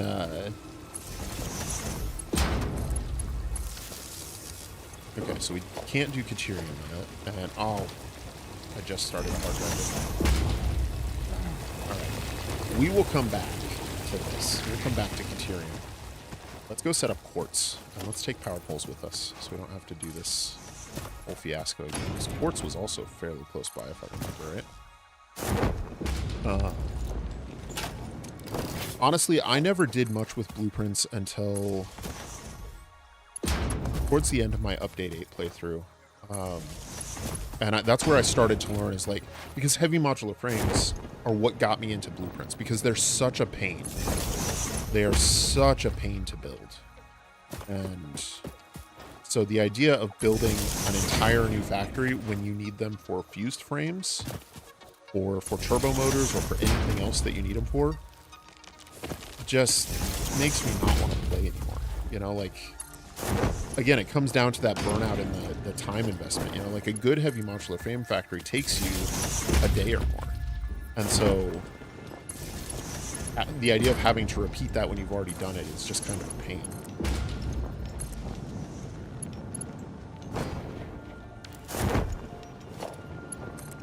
Let's come on down here.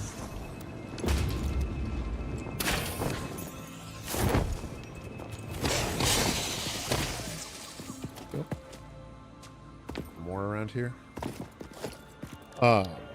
And so when I get to that stage of the game, that's when I really started playing around with blueprints and really, like, experimenting with them and learned to love them, because like I said, I've got that blueprint, and it's not a very good blueprint in terms of creating heavy modular frames. Like, it works, but the fact that I can just throw down 4 of those in half a second makes it so much more appealing when it comes time to make... Oh, I had 4 portable miners. Oh, I'm holding it. Okay. When it comes time to make those later factories. Alright, let's get some quartz out here. And set up a couple of constructors so we can start producing the items for command research reports, because I would love to get those as well. I am planning to do the 1.1 playthrough through the end of the game.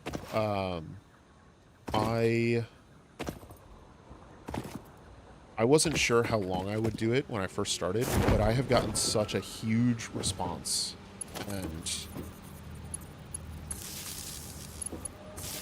like, at this point I feel like I owe it to, even just because, like, we have 44 viewers. I streamed for like 2 years ago, like in 2017, 2018. And I don't think I ever got above like 25. But thank you guys all for being here. Your presence is making me is feeding me motivation to work my butt off on this series to make it fun for you guys, and it's making it more fun for me as well. So yes, I'm going to do my very best to get through the end of the game here. Not tonight, but at some point. But I also want to make it, you know, fun and interesting to watch, and I want to enjoy it myself too. So things are going to take some time, but we'll get there. Baby steps. Alright, so this is a perfectly efficient, professional, satisfactory build right here. That, you may not like it, but this is what peak satisfactory looks like. We're getting some quartz and some refined quartz and some silica, which means that very soon we can get blade runners. We don't have enough modular frames, so we might have to craft those, but if we can get enough silica, we can also get an inventory expansion. I don't think we're ready for shatter rebar yet. Oh, maybe we are. Maybe we are. Maybe we're close enough. Let's pop on over and grab some refined quartz and see if we can get it. Yeah, no, it's not a speedrun stream. I think I am going to go ahead and extend my silica construction, though. So, here's a look behind the curtain. All of my builds are, when I do my time lapses, as part of the series, I try and make them actually look nice and, you know, feel good and be satisfactory. When I'm playing by myself, or when I'm doing something like this, I do not take that level of care or precision. Not very often, anyways. 3 fused modular frame per minute. Looking at what I need to do makes me want to cry. I need to use blueprints, man. That's the way to do it. So fused frames. Those take nitrogen, right? Hey, Disco. Welcome. Welcome to the stream. It's good to see you. So fused modular frames. Let me see what, while we wait for our quartz to come in, I can actually pull this up and look for you. Fused modular frames. It's been a while since I built those. They take heavy modular frames and nitrogen, I remember. Is that all they take? Aluminum casings. Okay, so build them on the site of a nitrogen gas, truck in the heavy modular frames and the aluminum casings. You can get heavy modular frames out of just iron and concrete if you use some of the alternate recipes. So if you want that build to be easy, and I'll post a link to where you can download my blueprint for the heavy modular frames in a blueprint. Look at the map, go to the satisfactory calculator, and I think there's a spot over in the swamp. If you're willing to brave the swamp, I think that's where you'll want to do this. There's a spot, and I think it's at the southern end of the swamp, that has a nitrogen gas vein. And then the swamp also has both iron. Maybe the iron is up like in the hills in the middle. I don't have the whole map unlocked, so I can't tell you where it's at. So I think the swamp is over here, right? I think the iron's up here. So it's a little bit of a jaunt through a different part of the map.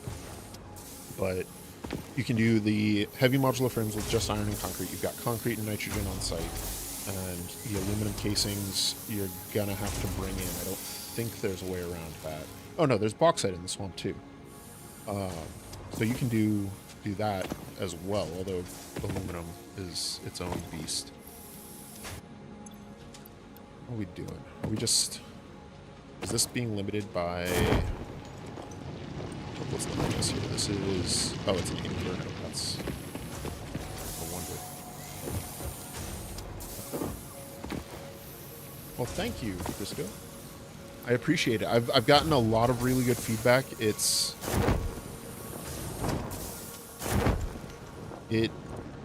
I've never seen this kind of success before with YouTube, and it hits you in the feels in a way that I didn't expect and have not experienced before.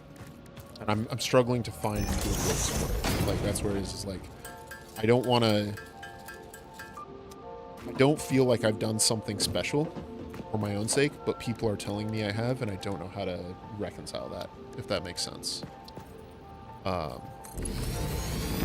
Because like we're up to 15,000 views in a week, and I've never had that before, and it's all been like positive comments. Nobody's giving me a hard time about how I'm doing stuff. All right, let's merge this right through there. That is definitely not clipping, so that's allowed. All right. Yes, that's another one. If you have drones, then nitrogen is probably the first thing. Hi, Owl. Appreciate that. Then drones are probably the best way to move nitrogen if you can get the packaging done. For that, I like the steel canisters. I think. It's been a while since I've done that part of the game. All right, hard drive scan is done. We got wet concrete. Oh, man. Bolted frames. So bolted frames is another good recipe. I'm not going to use wet concrete as an S tier recipe. I definitely want to pick that up, but I can't use it today. So we're going to skip on it, and we are going to do some research into... Do we have enough? Yes. We're going to do some research into blade runners. Let me see if I can find that for you. It's in my Update 8 series. Let me see if I can grab it real quick. Blade runners on. But I did a video on heavy modular frames during Update 8 and made a blueprint that I think is still there.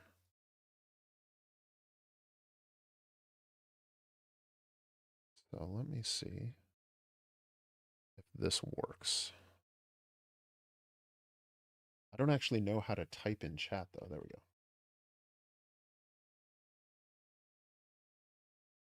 There. So hopefully that comes through.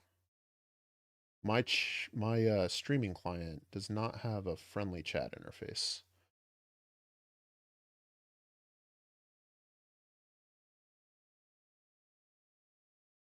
Ah.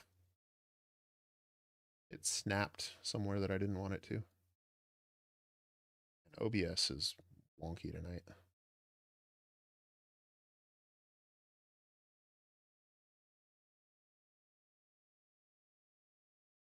Yeah, I'm excited for Blade Runners. Let's go ahead and throw down an equipment workshop, see if we have this stuff right. I think it's going to take our modular frames. Yeah, which we don't have. Oh, only 2 though, or we're only short 2. We can definitely make 2. I didn't realize it was only 3. Yeah, so it's the one where I build a city. That's the title of the video, is like I built a city in Satisfactory. And the description of the video has the download link, so you don't have to watch the whole video, although if you want to. I'm proud of that city. It's still one of my favorite visual builds that I've done. Alright, so I just... Alright, let's refocus, because I tore down my workshop before building the Blade Runners. Oh, man. Alright, Blade Runners, done. Taken care of. That is beautiful. Alright, so elsewhere in Quartz, can we get 100 more silica here to get another inventory expansion? Because that would be next level. Yes, we can. I love it.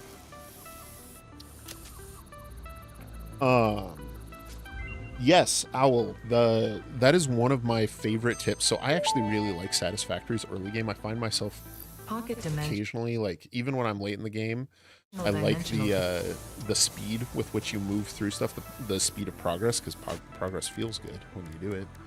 And so I will sometimes go back and just play through, tiers up through about tier 4, which is where it starts to really slow down. Shatter rebar unlocked. These quartz infused. Could I unlock crystal oscillators? I know I can't build them yet. They take a manufacturer. But if I can get some of them, I don't. I'll do that later. We don't have enough quartz for it right now, so we'll just come back to this. We'll leave this running, let these machines and stuff build up.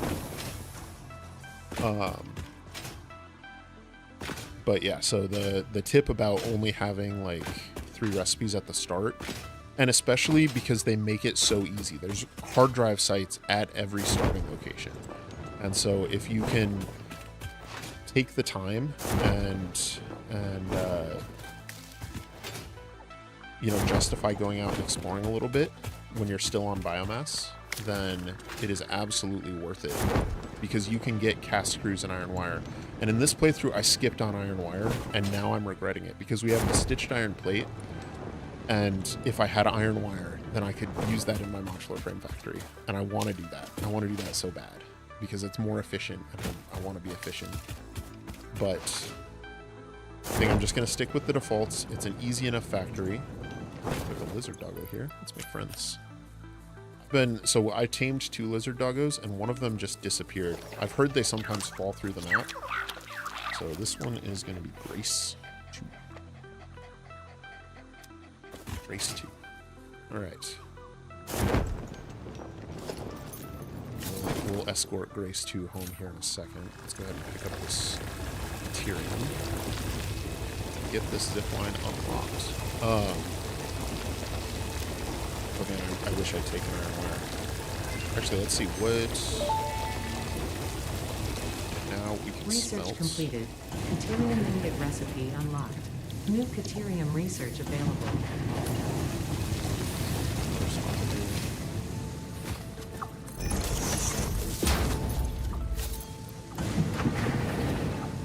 So that should give us the 50 ingots we need in pretty short order. Yeah, so I've found that if you can put a foundation under them, they tend to be much more stable, better at surviving. What? I already lost the doggo then? Like, there we are. This is a good namesake for Grace. So Grace is, Lily and Grace are what I named my first 2 doggos in every Satisfactory world, because they are the names of my dogs in real life. And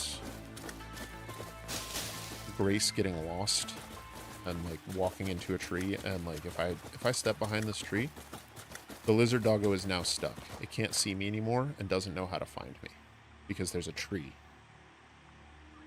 And so it's a good namesake for Grace. Traded all her brains for kindness rather than good.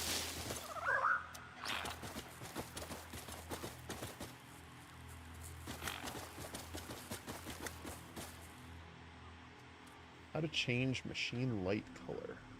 So the light color on the machines, like the green, I don't know that can be changed.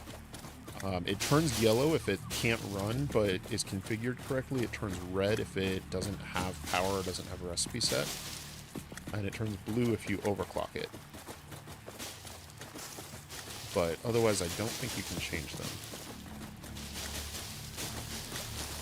5 with the foundation. Yeah, so I think the bug is that if they are positioned just so, then when you load a game, there's a chance they can like clip through the map and fall. But I don't know. That was something that I had heard like back in update 3. And so I've just kind of taken it as gospel since then. I've never like, tested that properly. Oh gosh, we're gonna need to go around here or build a ramp. Can we build a ramp? Can you do a ramp?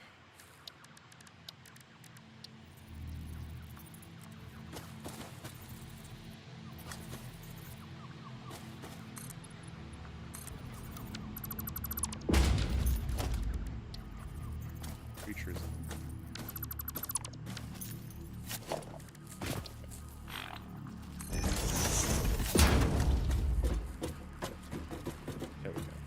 There we go. Now the trick is going to be getting it into the base. I think it's blue for clock. Maybe it's a very light color, lightish, whitish blue. If you're talking about painting the machine, that's done with the customizer. All right, so I have a lizard doggo pin, but it's in the base. So what I'm going to do is tear down this wall.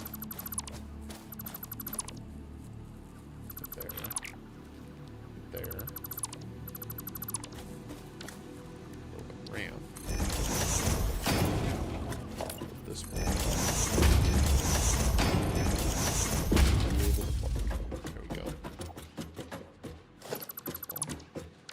get doors unlocked, I will build a proper door here. But this way.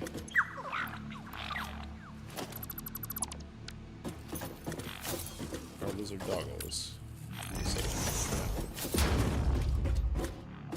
Hard to hear me, the music is too loud. Okay, let's, I can fix that. Thank you for telling me. I'll boost my audio just a little bit. Possible I bumped my mic slightly. Is that better?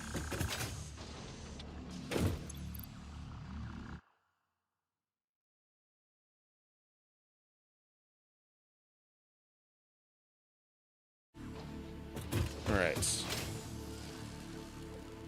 So, for example, if I pull this out of here, these machines should start running, and they should be overclocked. So what color is that light? I would say that that is a very light blue. But you can definitely see why you would call that white. But I think it's definitely like a bluish white. Alright, so Lizard Doggo is home. Let's go see if we got the Caterium ingots we needed to get Quickwire and get a zipline.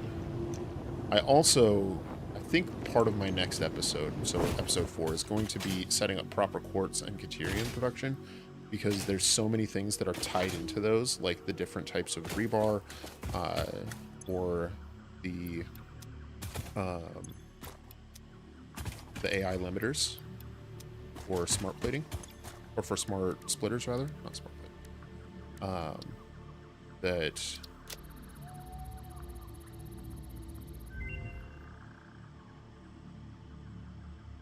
I mean it's very bright. Like it can be white. But like at what point? It's kind of like unlocked. New Caterium research available. Kind of like what's halfway between blue and green? Is it cyan, or is it teal, or is it aqua, or does it matter? And at what point is it blue, and at what point is it green? So I think it's like that. Alright, that should be enough to research. Nope, we need 100. I was kidding.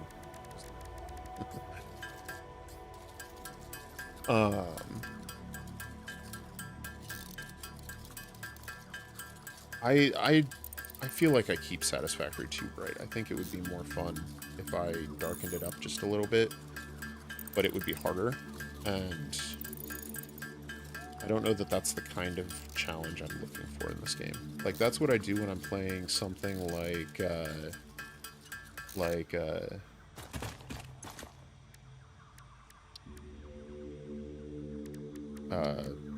Skyrim or a Souls game or something, is like I have the really deep blacks and dark shadows.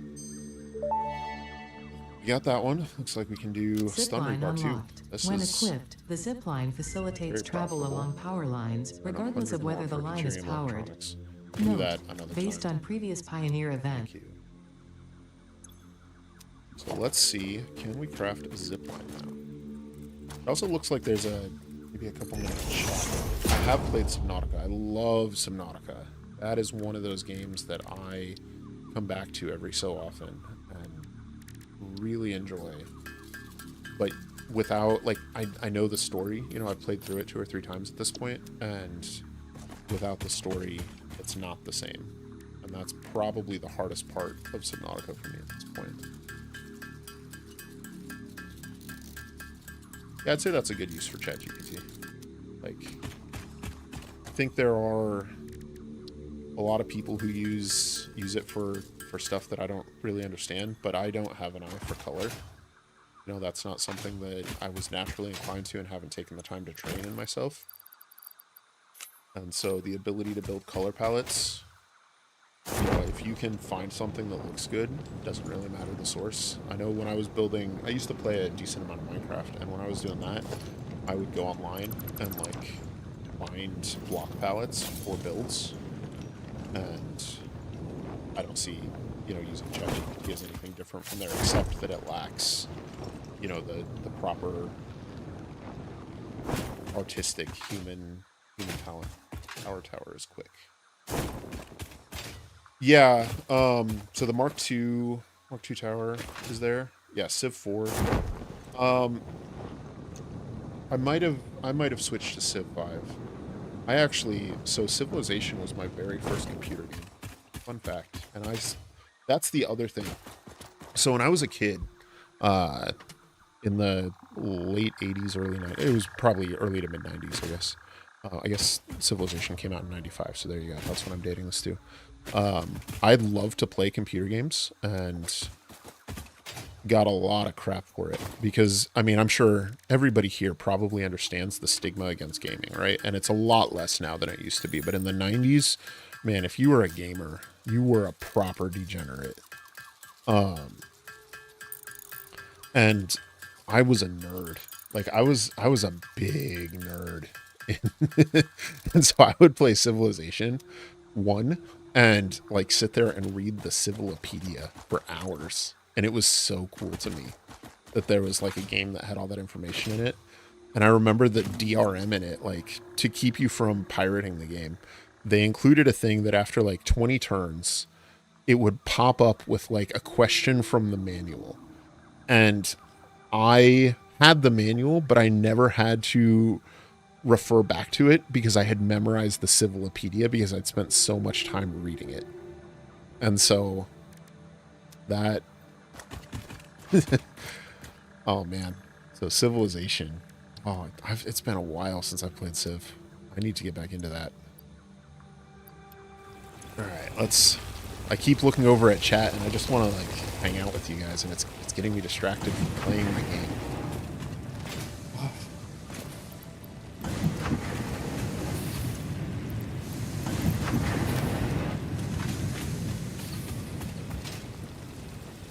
Oh yeah, I loved the Civ 1 and 2 are probably my favorite, and Alpha Centauri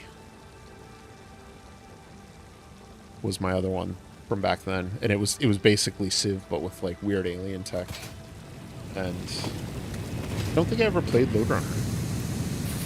So, oh dude, Pirates.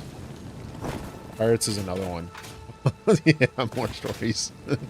uh, uh, all right, so from the early days of gaming, so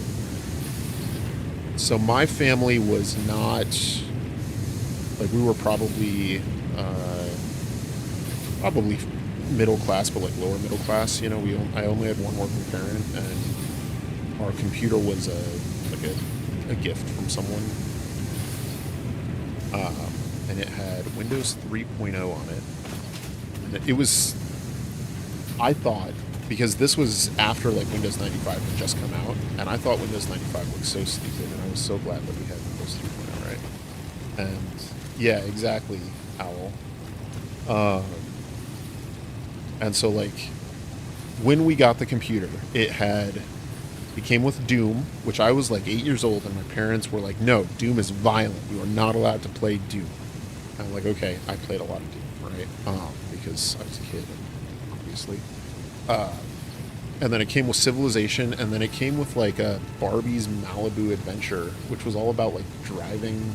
It, I only ever did like the first two levels, and one level was like driving down a street, and then there was like it was almost like putt putt once you got past that first level. I don't know if you guys ever did putt putt. Yeah, I can boost my mic a little bit. Michael, thank you for letting me know.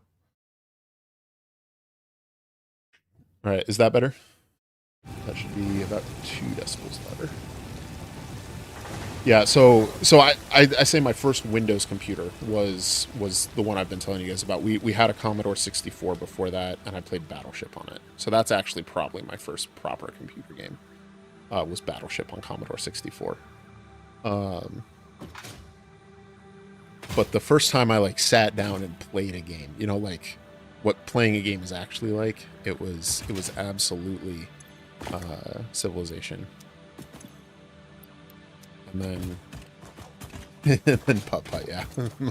We got Putt Putt to help my sisters learn to read, and they did not touch it at all. Um,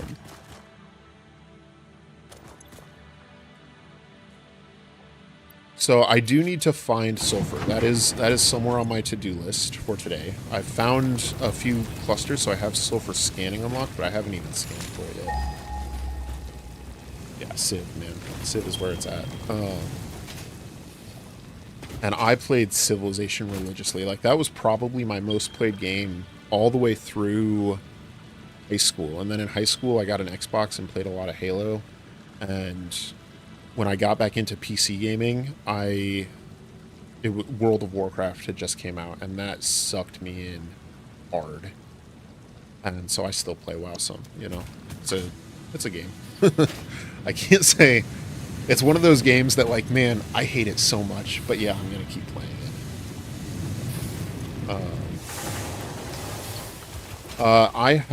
Let me pull up Steam real quick, see if I can tell you. I don't know if I can show this. And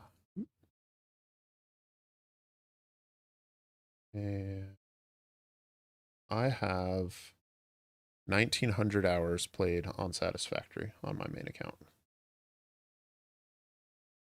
So that is how much time I've spent playing Satisfactory. I picked it up when Update 3 came out. And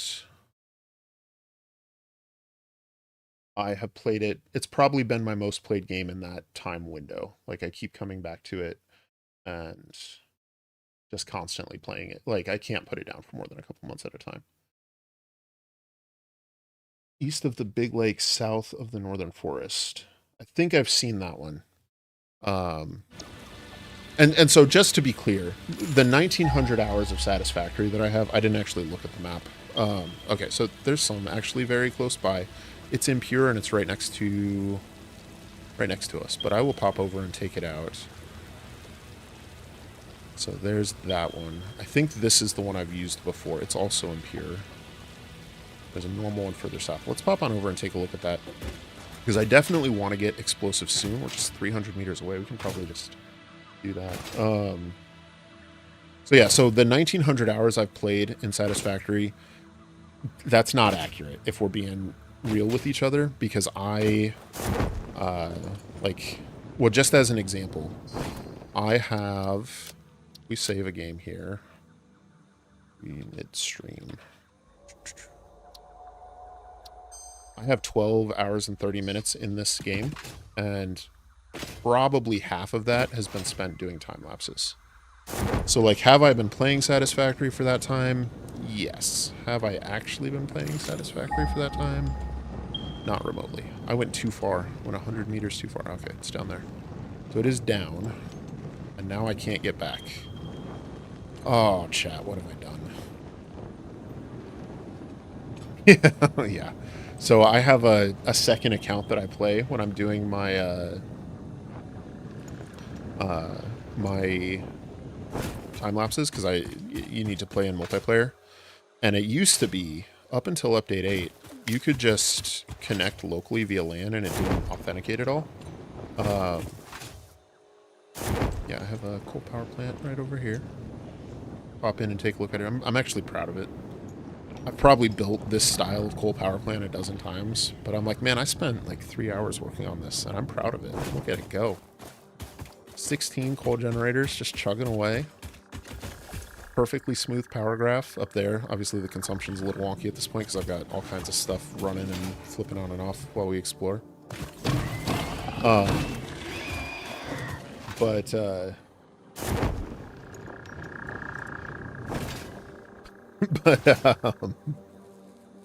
yeah, so I've got a second account that I use for filming time lapses, and last year I went on like a vacation for 2 weeks with my family. We went up to Michigan, and I accidentally left Satisfactory running on my laptop at home for 2 weeks. So I've got like 1,500 hours played on there, and that is not remotely close to accurate. But it was just sitting at the main menu for 2 weeks.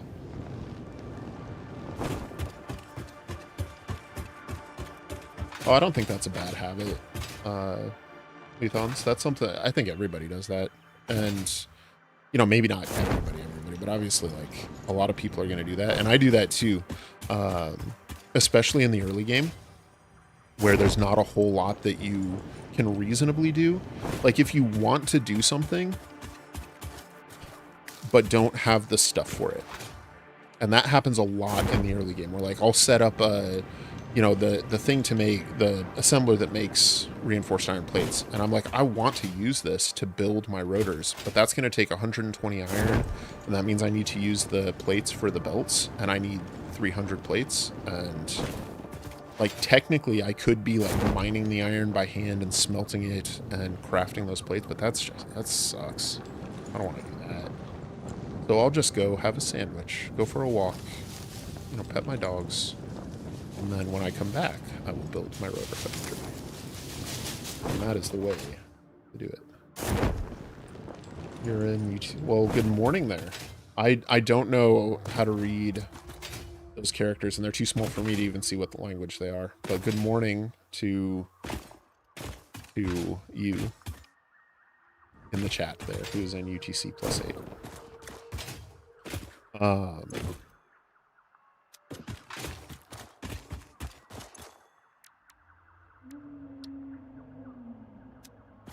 But yeah, so absolutely,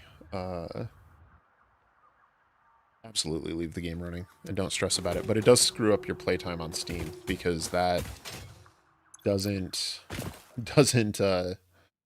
track right. All right, where were we at over here? I was gonna look. Oh yeah. So we were gonna find sulfur. We found sulfur. Do I have enough Caterium here to make the quick wire? Oh, I've got it in my... Oh, man. You guys are distracting me so much. And I love it. Thank you for doing that. But, man, if you wanted to watch me play Satisfactory well... Eesh. Alright, 100 quick wire. Let's see what else is in the Caterium tree. I know there's the Mark II power poles. I know there's... The AI limiters are coming soon. Yes, those. So that's... So we're just going to need a ton of this. So we're getting to the point where I don't want to handcraft anymore, because we're going to need, you know, hundreds and hundreds. And so I'm going to save that for when I can automate it, which will be in episode 4. I think I've decided that I'm going to use episode 4 to set up steel production, and then do all the like side factories. So like the basic quartz, basic Caterium. Yeah. And so now, let's go head back down and take a look at this quartz tree. There's another lizard doggo, but we're probably a little far from home for that. This is dark in here. This looks a little spooky. Oh, it's a cave. And that's where I wanted to go. Yeah, that's where I wanted to go, but there's a cave. So obviously, we have to explore. Looks like that is the jumping path out. Going on foot. Take that path in. This is a huge cave. This might be a place for a build. This might be where I build my sulfur factory, actually. Okay, there's a purple power slug, and we haven't been attacked yet, so something doesn't make sense here. Oh, there we go. Now we're getting attacked.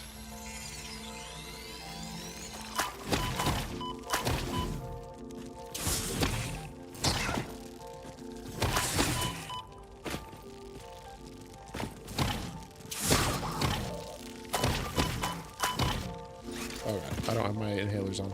We're getting out of here.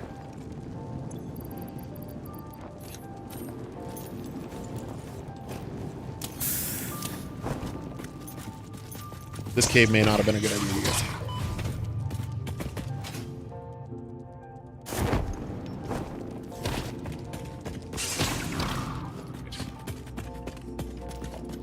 All right, now the question is there a way out? Is there even a way out on the ground floor? Do we have to, like, fight back through that mess to get to the path out?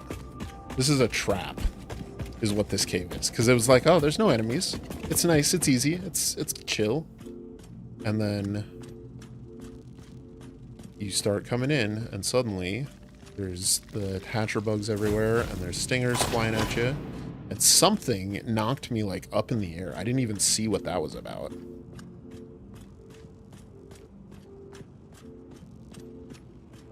But if we stay crouched... Okay, they expired.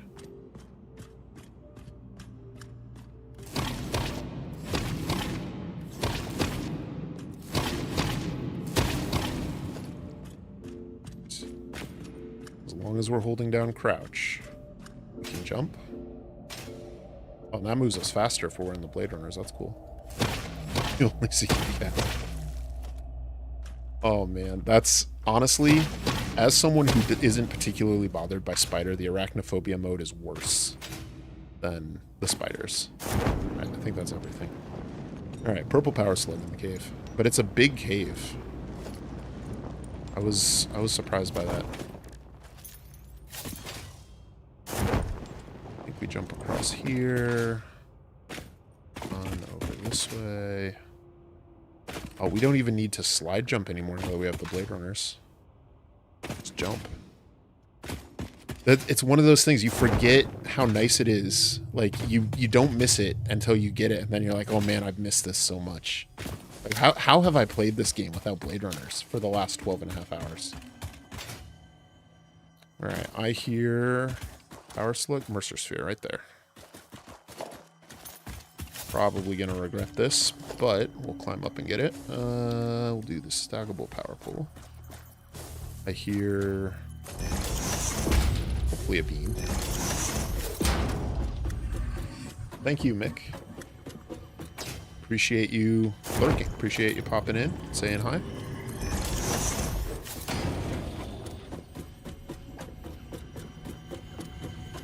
So Michael, all one. The rebar gun, does it work when they are... Oh. Trap. Does the rebar gun work on the hatchers when they're closed? Because I seem to remember, and it's been a long time that since I've tried it, but that the rebar gun either didn't damage them or did like virtually no damage when they were closed. If you had to shoot them in the sort of gooey yellow center in order to actually hurt them. Stackable poles has been since update 5, I think. And yes, it is a ladder. it is the ladder you get without unlocking ladders. Like, it's just part of natural, I think it's the tier 2 milestone. Okay, so it's an impure node. Let's set down some portable miners and get enough that we can unlock some explosives. We'll take a stack or two back with us. And then when we're ready, we can send probably a truck down to get some. Yeah, 2 shots for the small and 4 to 6 for the large, but you can shoot them from stuff. Okay. Well, I will definitely keep that in mind and try that next time we see some here tonight.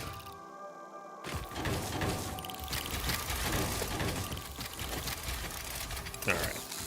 Let's go ahead and pick up some sulfur, and then we can head home and see what else we have. Actually, I think we have hard drive, don't we? Yeah, we can scan another hard drive while we do this. Good.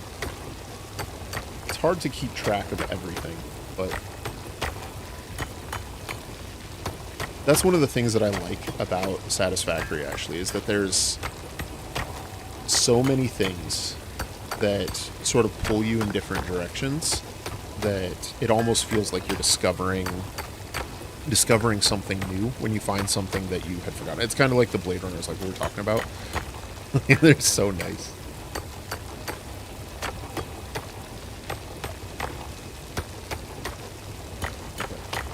Yeah, oh, explosive rebar is the best. This is going to take a while, isn't it? What can we do with sulfur? So I think, yeah, so I've already unlocked scanning. We do need coal, but we have some coal.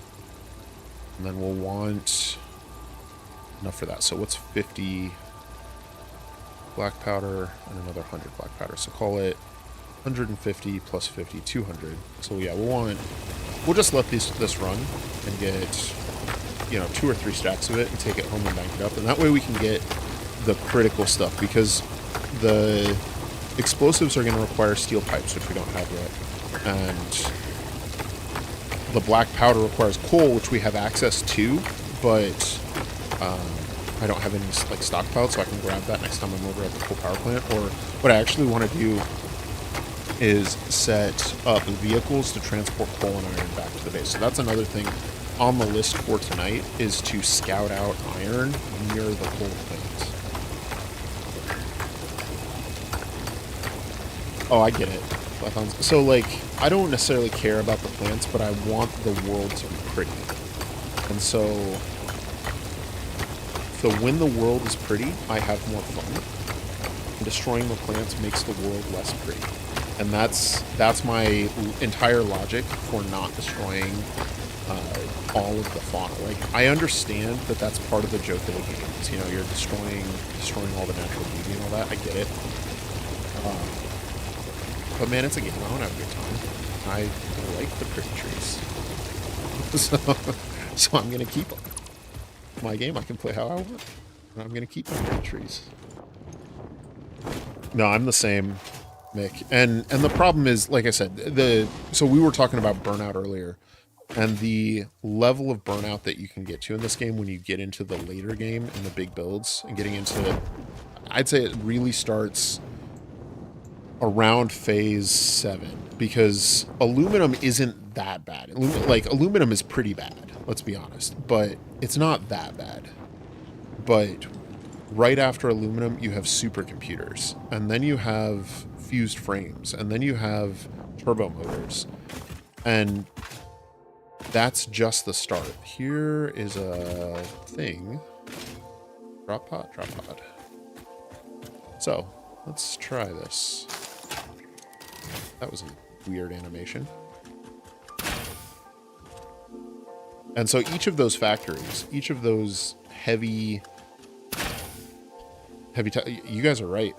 I don't know why I thought that the rebar gun didn't work on the sleeping hatchers. Thank you for the tip, chat.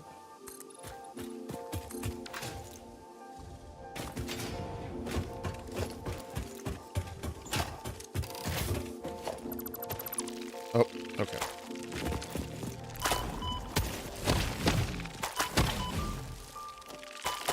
Oh, there's more. Ah! Hitting the wrong buttons all the time. Heal up. Take a deep breath. Don't get overwhelmed. You're not actually going to hurt me. Didn't even climb the right rock. Take care of any strikers. Here we go. Oh. I think the combat in this game is meant to panic you. Because it used to panic me, and I have to, like, every time I get into a fight with those hatchers, I have to practice discipline and be like, no, they aren't actually dangerous in small quantities. Oh, but that is, holy crap. Holy sh. Oh. That was dangerous. Whew. I only have 10 rounds left. And there's another hatcher up there.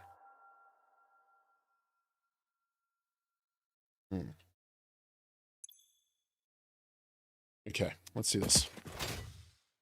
So this guy's gonna throw rocks at me. Dodge my limited shots. Have him throw it. There you go. I have a plan. Come on.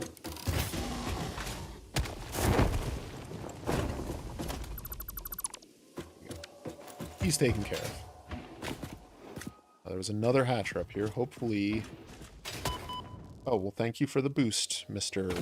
Hog. I don't know how you did that, but I was already crouched, so I was in stealth the whole time, and he just boosted me right up here. All right, I think there's another one. No?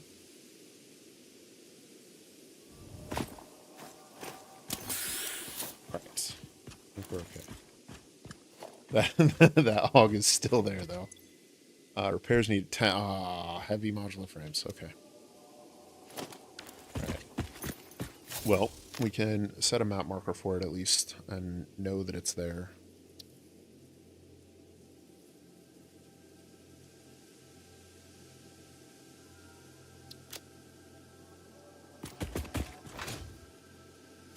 All right.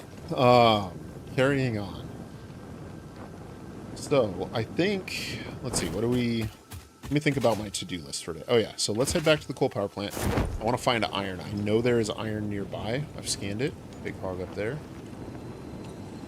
But I haven't actually found it yet. So I've scanned it. I think there's iron right there and then some more up in the Titan Forest. So let's see how accessible those are to us.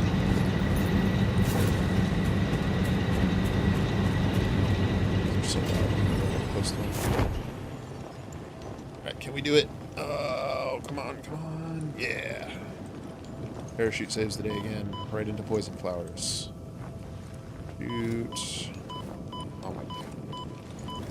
So, like, this has to be the most dangerous of the starting areas, right? Like, there's nothing like this in the grassy plains or in the rocky desert. There aren't... I don't have the recipe unlocked for the heavy modular frames, Aaron. That takes manufacturing in tier 5. Alright, so there's our iron. And I don't think we're going to be able to do that. Let's see.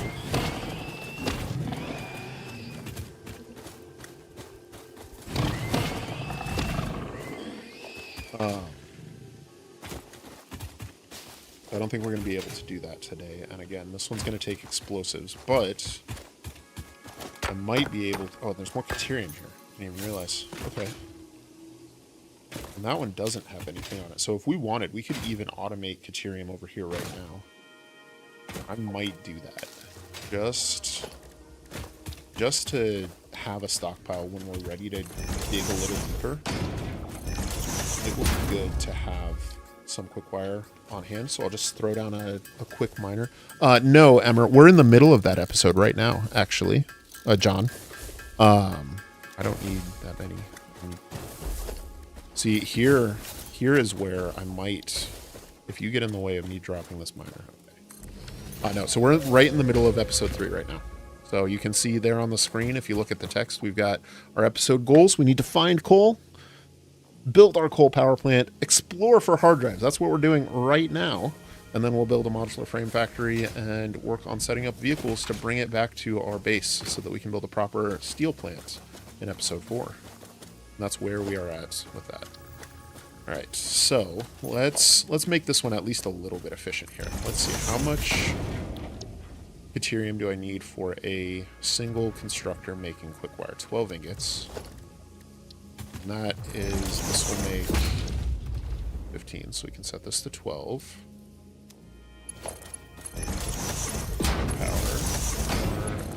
Power. And then that is going to take 36 ore. So we can do 36 ore. We don't need a lot. We're not like rushing to get this thing built. Something is shooting at me though.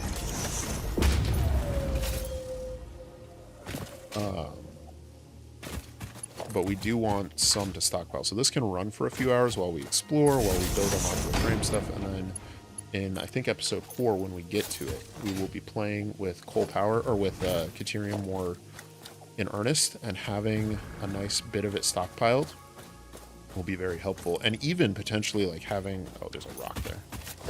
Go up on this side.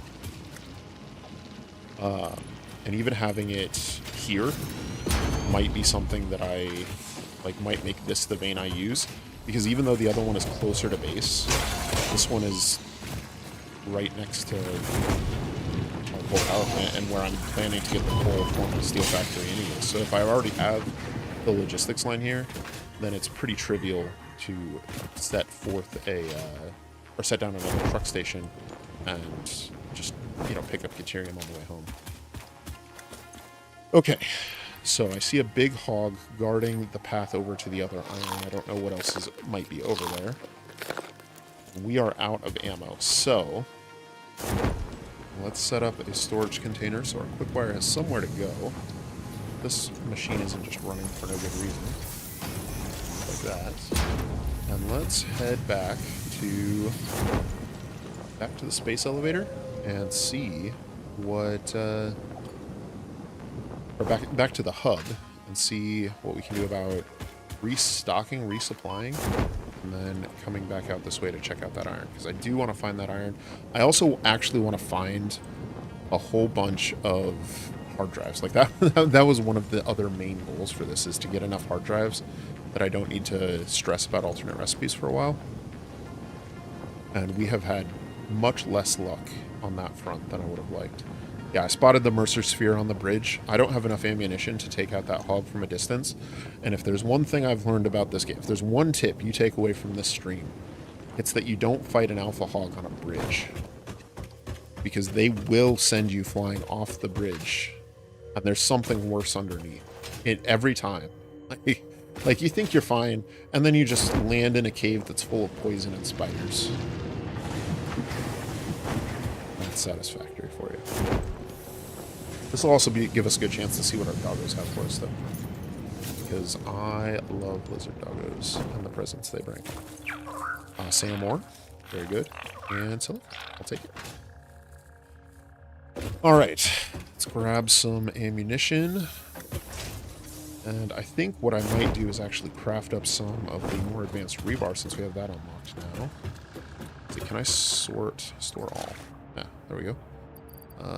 Just want to make sure I don't actually accidentally leave anything I don't want to leave. We can drop some here.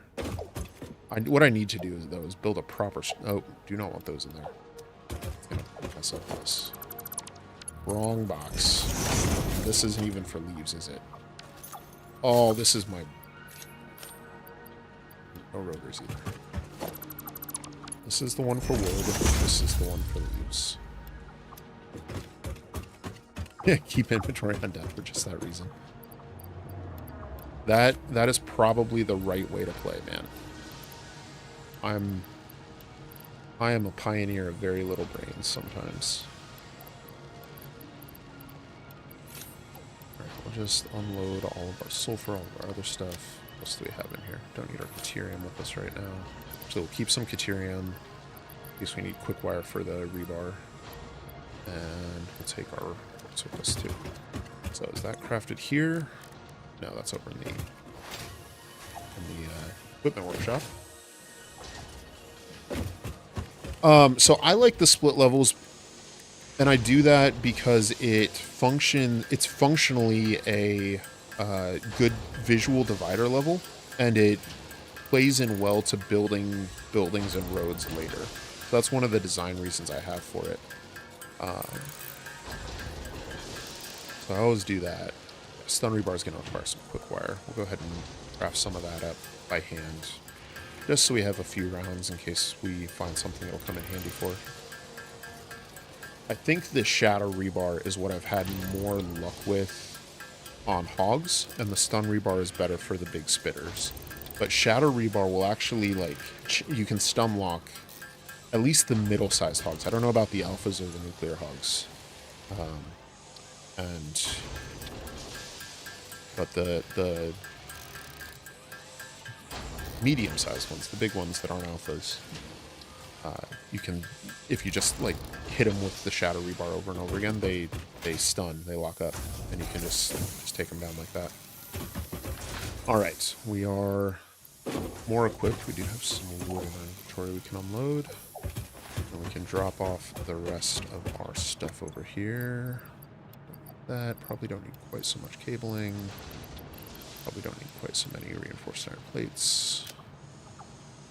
Is there anything else we might want, though? I think we're okay. All right, so let's head back to the iron plant, and then see if we can't find that iron. And then I think we're gonna head into the Dune Desert, which is a dangerous place, but has some fairly easy to open drop pods. It's got, it's a starting area, right? So the starting areas each have 4 or 5 nice, easy drop pods that you can get at the beginning of the game. And so it's a bit of a jog to get around because the map is so huge, but if you need, 15 drop pods right at the start, that is a way that you can get them. And that is why I'm doing this live stream, because, I've gotten a lot of comments from people who are playing along, and I love that. Like, that's so inspiring to me. It's such a big motivator. That, I don't like that, though. But I don't want to leave anybody behind, so I wanted to have a record of where we're going and what we're doing in case anybody, chooses to follow along in that way. And this is my first time streaming in many years. 6, 7 years, pre-COVID, certainly. And I love, thank you guys all for hanging out. This has been fantastic.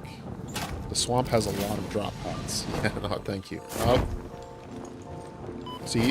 See, chat, if you distract me like that, I'll fall off the ditch.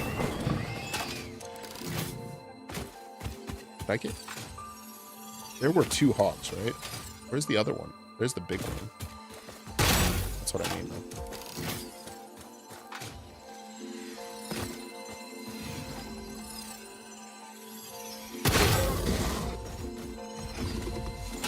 What's if I reload, though?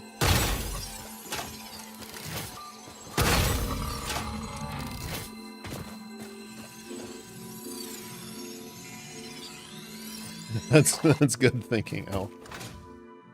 In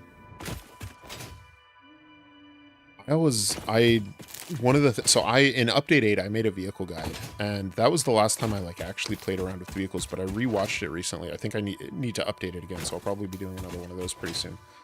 But what I learned was that the Explorer is a lot like this. So everybody knows that that Satisfactory has a good parkour shooter gameplay built into it. Like everybody has done that part of the game because you kind of have to. Where did the hog go? He was just here. Did he fall?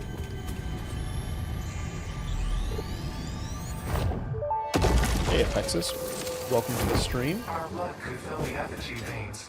Yeah, thank you, Tranquil C. I appreciate that.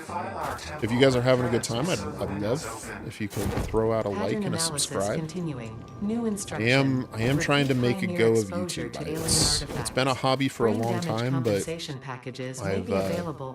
sort of redoubled my efforts, and I am hoping to be able to do this a little bit more regularly. So any support you guys can show is very welcome. It's not so much about wanting specific recipes at this time. There are a couple that I want. I want iron wire, and then I know there's some really valuable. So we've got 2 medium-sized hogs up here. Let's get some high ground. Oh, there's a lot of spitters here too. This is going to be fun.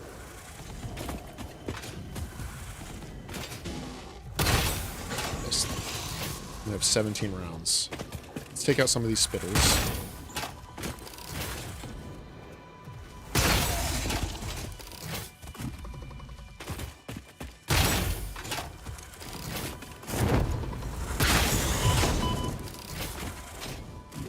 Messed up.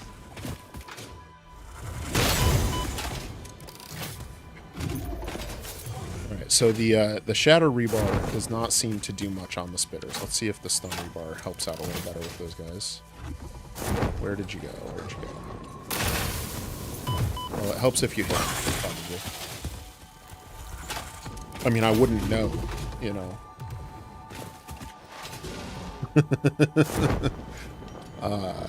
Thank you for the kind words, Alexis. But yeah, so specific recipes, there's a couple that I want, but the bigger thing is that I know there's a ton of valuable recipes unlocked during Steel, and I like building up my my hard drive library so that when I need recipes, I can just grab them. And I find that, as with anything, if you can get a decent head start on that, that makes everything else so much easier. Oh, come on. You weren't even... So the spitters, if you make their fireballs hit other things, it will damage the other things, and you can actually use them to like take each other out if you're willing to play around with it right. But apparently the hog charge does not work that way. At least not very well. There were 2 big hogs around here too.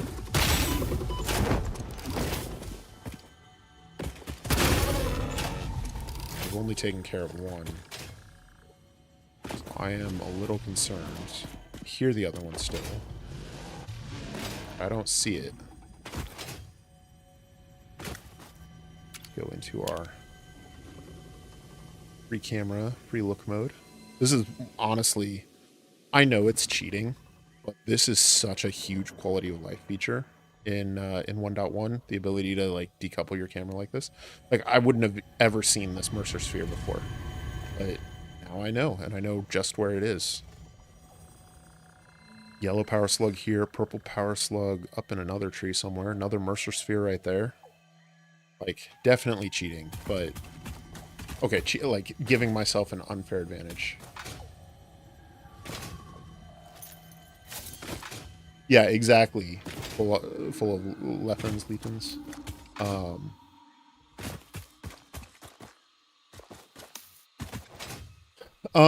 So iron pipe I think is actually a lot more efficient than you see it at first. Like if you do the math on it, it works out to be like so the amount of iron for a steel ingot is like normally it's 2 steel or 2 iron and 2 coal to make an iron pipe. And with the iron ingot, or maybe it's 2 iron and 1 coal. But with the iron pipe, it works out to just be 4 iron. So it is less efficient in terms of the raw number of materials that you need, but in terms of the there you go. You did fall.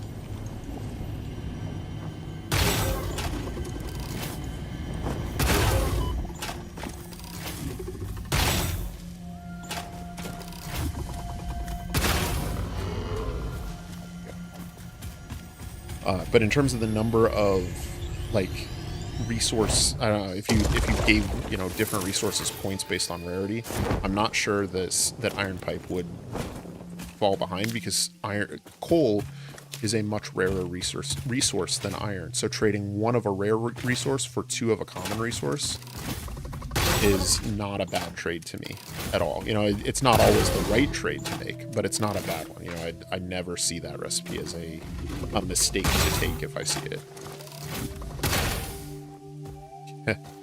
Thank you guys for making me feel better.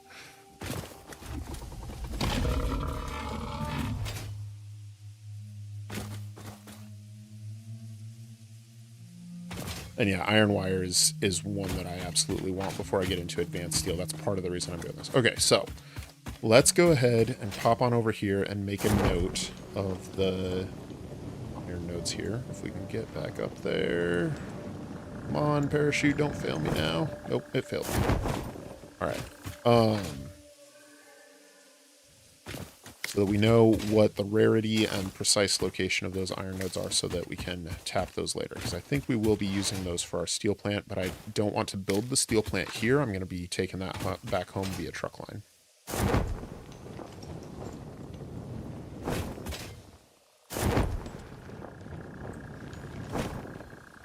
How did we even get up there? Did we build a ramp that I tore down? I don't remember that.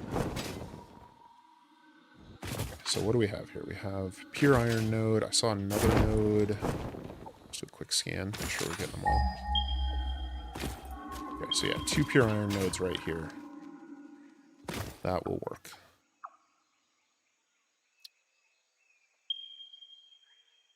X pure iron. Done. Nailed it. Tried the molded steel. Yeah, so that's one of the things I was thinking about doing in this playthrough was playing around with the molded steel recipes, because we have a ton of limestone right at our starter base, and I think I'm not going to stay at that location in the Northern Forest forever. I'm probably going to keep coming back to it for builds over the course of the series, But I think the steel factory is going to sort of finish that area out. I was hoping to climb this, but I'm wondering if that's a bad idea. Something is hitting us and there's radiation. This is just bad all around. Let's get a little further away. Is there uranium up there? Is that what the problem is?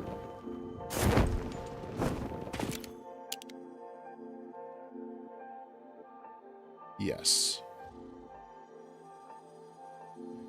And a nuclear hog. Alright. Well, I think we're just going to leave that one be for now. Let's head on over into the Dune Desert. Actually, let's cross the Titan Forest to get to the Dune Desert. Because I love... This is my favorite biome in the game right here. The Spire Coast I'd never seen before. Or like, I'd seen screenshots of it, you know, but I'd never been there. Up there. But this is my favorite. Like, I don't know. It's so fantastic and ethereal, and when I get to the end game, this is probably where I'm going to start playing with radiation. Oh, nuclear hog. Where did he go? Did he fall? Yes, he fell. Okay. Oh, no. All right, can we get the drop pod? Where is the drop pod? Where's the drop pod? Oh, gosh. He's gonna come back, isn't he? Gonna come back before we get this thing built. At least check out for treasures. I don't want to delete the whole drop pod because it's useful. So like after I loot the hard drive, I'll dismantle the drop pod. But until I can do that, I don't want to dismantle it, because if I need to come back, I want the easy visual reference.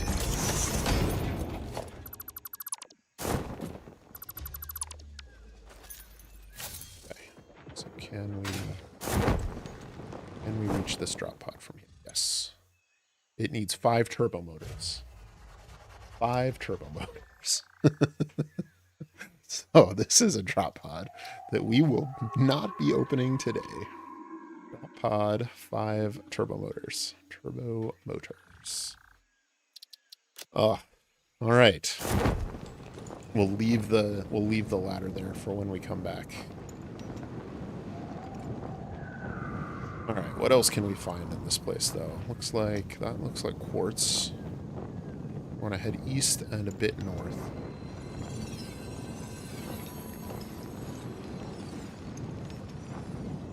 Yeah, I know, right? Like, 5 turbo motors in this economy.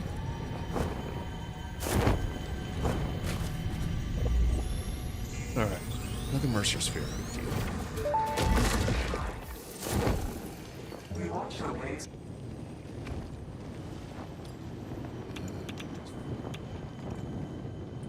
Okay, so explosive wall that is spicy. Stay away from that. Oh, nice. Yeah, whenever I get something like that, I usually sink it. I actually got 14 fused frames from one of my doggos so far. I haven't sunk it yet because I didn't necessarily want to do that and like get all of those tokens, because that's like 40 tickets, right? So I could get a lot of what I want out of the awesome shop just off that. But there's an interesting challenge, and this is something that I recommend you do, is you limit yourself to what you have available. So like the design for this starter base is very similar to what I used in my Update 8 playthrough, which I actually love. That's why I did it again. Like this works, and it's what I can build with no unlockable cosmetics. And so I will absolutely keep doing that kind of build with the raised platforms and the fix-it orange walls. Now that I have the customizer, obviously I'm going to be changing up my paint scheme, changing up other things. Where you at, buddy? I don't have enough ammo to do this the easy way, so we're going to try doing some parachute bullfighting. I keep missing.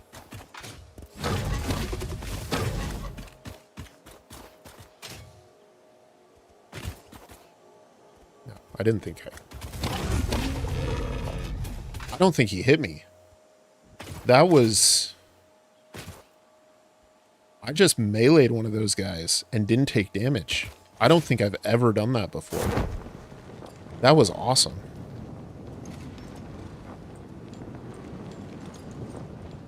My whole world was in that design.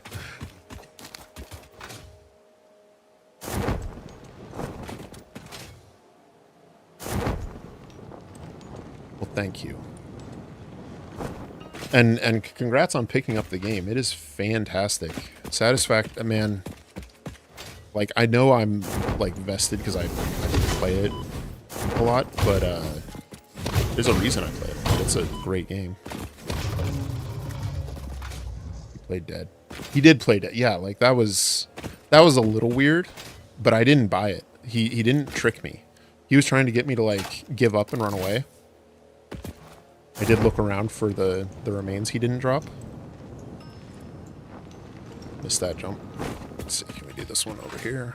Stun rebar. Works so good on these things. Oh, come on. Yeah, stun rebar for the spitters, shatter rebar for the hogs is definitely the way to go there. Alright, now I don't actually remember where any drop pods in the desert are. I just remember that there are drop pods that are pretty easy to get here. So if you guys know of any locations that you can describe accurately, I would appreciate it. But I think we're going to head north. There's a blue power slug, and that seems like as good a place to start as any. Almost 300 hours. Yeah, it has a way of sneaking up on you there. Yeah, exactly. I try not to let it run overnight anymore. I think I'm to the point in my own style of play where I don't necessarily want to be idle for that long. Between the sand and rocks. Thank you, Apex. That's... Alright. We're going to head over here between the sand and rocks. Grassy field where they did the 1.1 video. North and east coast. Stay away from the cliffs. Very spicy and can't open anyway. Okay. So stay away from the cliffs.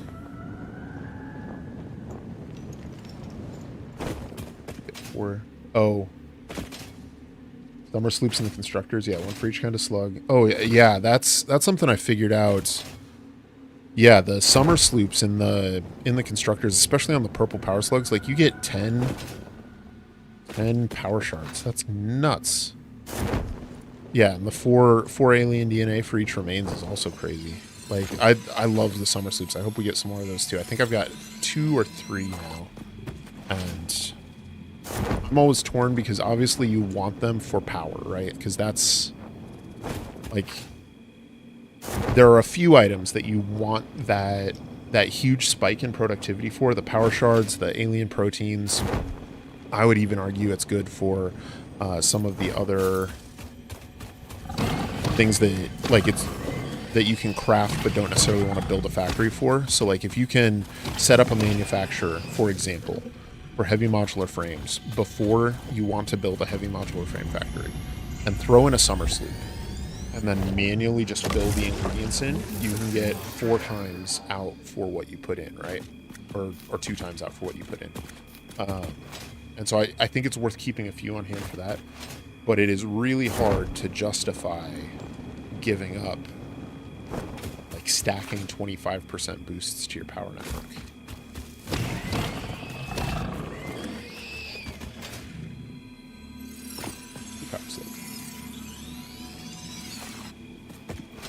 Yeah. I thought that, you know, of course it's nighttime, so I can't see anything. But I thought there was a hard drive that was pretty accessible on the cliffs, on this side of the cliffs. It's been a while since I've explored it, like, within the cliffs, though. But I have no idea what it'll take to open, or if we can even do it, or if we can even find it at this hour a day. It's so dark over here. That's one thing I'll say about the northern forest. The lighting is different in a way that makes it, I think, a little bit less pretty or more harder to see things at a distance during the day, but better at night. I think it brightens it up and kind of flattens it during the day. It looks like there's a Mercer sphere up there. I think we may have gone too far north for the one that I was thinking on the cliffs.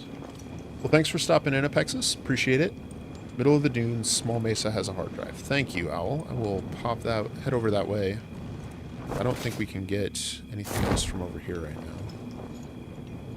This is the cave where we found the Mercer sphere. In the east, next to the water oasis, hard drive needs 100 megawatts. That is something we can do. So maybe that mesa is what we're looking at. So let's head in that direction to start.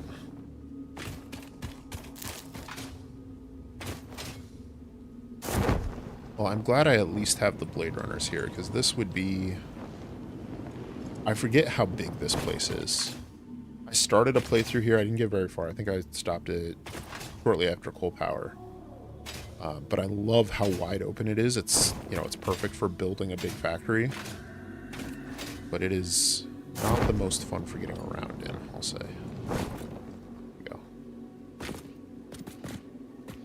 Whirlwind, thank you for stopping in. Appreciate you you hanging out. Have a good evening. Or a good day, wherever you're at. We'll spice you with gas flowers, too. I don't mind gas flowers as long as it's not, like, deep in the middle of them. Oh, so this one is just some rods. Perfect. Let's set down a MAM and see what we can do with this. Alright, we have fused quick wire, and copper rotor, so we are not going to pick up either of those. Well, that's a little bit of a bummer. So I'd picked up one drop pod earlier, and it gave me a heavy modular frame. It's the only one I've seen do that. So I don't know if it's... I had hypothesized that it was because it was in like a harder area. It was the one right next to my coal power plant there at that sort of forest oasis. But it was the drop pod itself that gave it, not any of the other debris around. That's going to take explosives, so we'll just leave you be. We will head to the oasis. And then I seem to remember there's a pod up near those arches at the northern end. So we can head up that way too.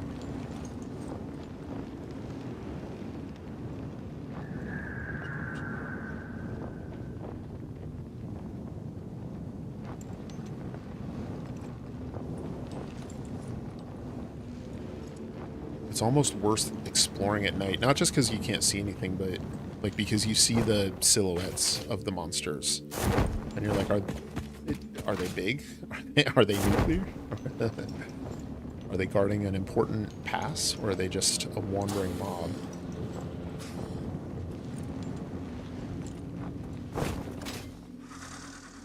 Spitter, like the spitter here, the yellow power slug up there. I want these drop pods. Thank you, Scott. Appreciate you popping in. Nothing past steel tier that I can recall. Yeah, so I got like more north. Like I said, a heavy modular frame, and it's just one, so not really useful. Not going to be able to unlock any drop pods or use it as a crafting material.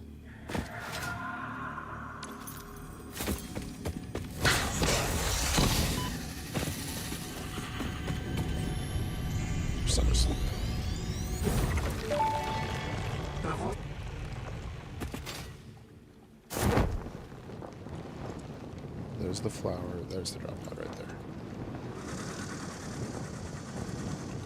Here's a spitter.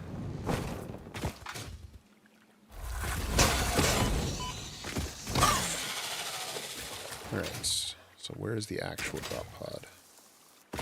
Let's move away from the flowers a little bit. Let's scope it out. Okay, so it's in the middle. Alright, so that one is going to be a little bit spicy. Let's pop in and grab it. You said this one's power? 70 megawatts. Alright. It's easy enough. So, let's set down 3 biomass back here.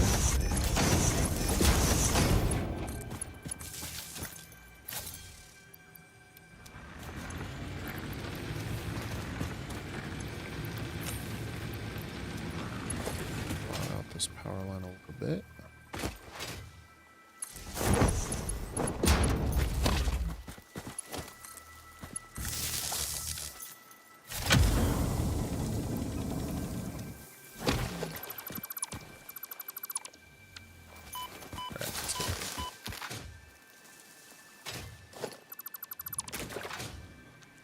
Beautiful. Nailed it. All right.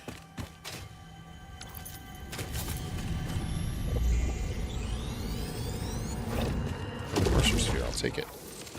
And a blue power slug over here. Looks like we got some more monsters.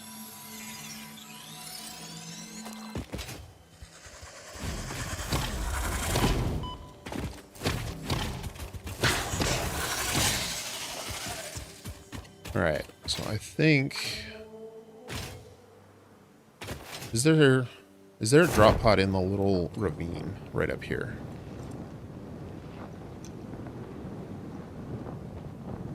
So this is the water pit. I remember this used to be a... This used to not be here. I remember when they changed the map to add this, because I had a factory here that used the iron nodes that are here.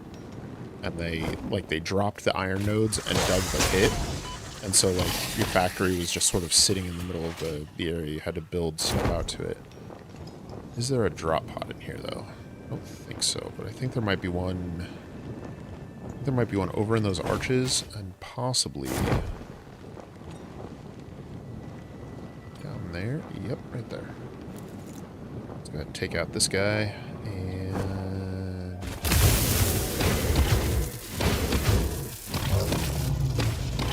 Nice and easy.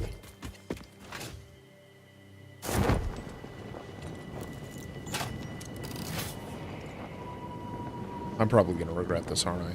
I don't have an easy way out. Let's go ahead. Did I ever build a zipline? Yes. So let's do power line there. And zipline. Yeah. So this is going to be fun. Probably can't even afford to open it.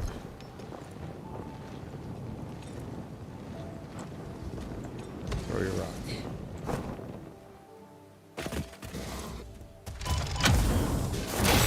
Ah! Don't panic. It's done. Grab the hard drive.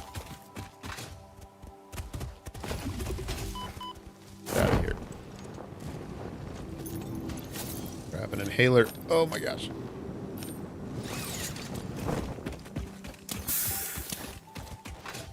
I want to see if there's any treasure. Steel beams. Encased beams. Reinforced iron plates. Stators. More steel beams. We'll take the steel beams. Alright, let's get out of here.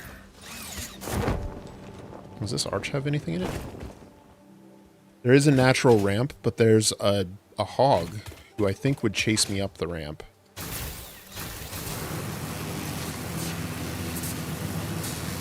Oh. Yeah, he's still shooting. Like, what is with the rain? In 1.1, he was shooting at me literally at the edge of his despawn range. They didn't used to do that, did they? Like, that's new. And I don't remember that being in the patch notes, but they are so aggressive and relentless. Like, I've had... It feels like alpha hogs chase me a kilometer across the map before they either get me or I am able to do something like that where I'm able to, you know, put some distance and get away from them. But I don't remember ever struggling with them being in pursuit like that before. It is brutal. And so, it is... I'm not saying I don't like it, but it's not what I remembered, and I'm not...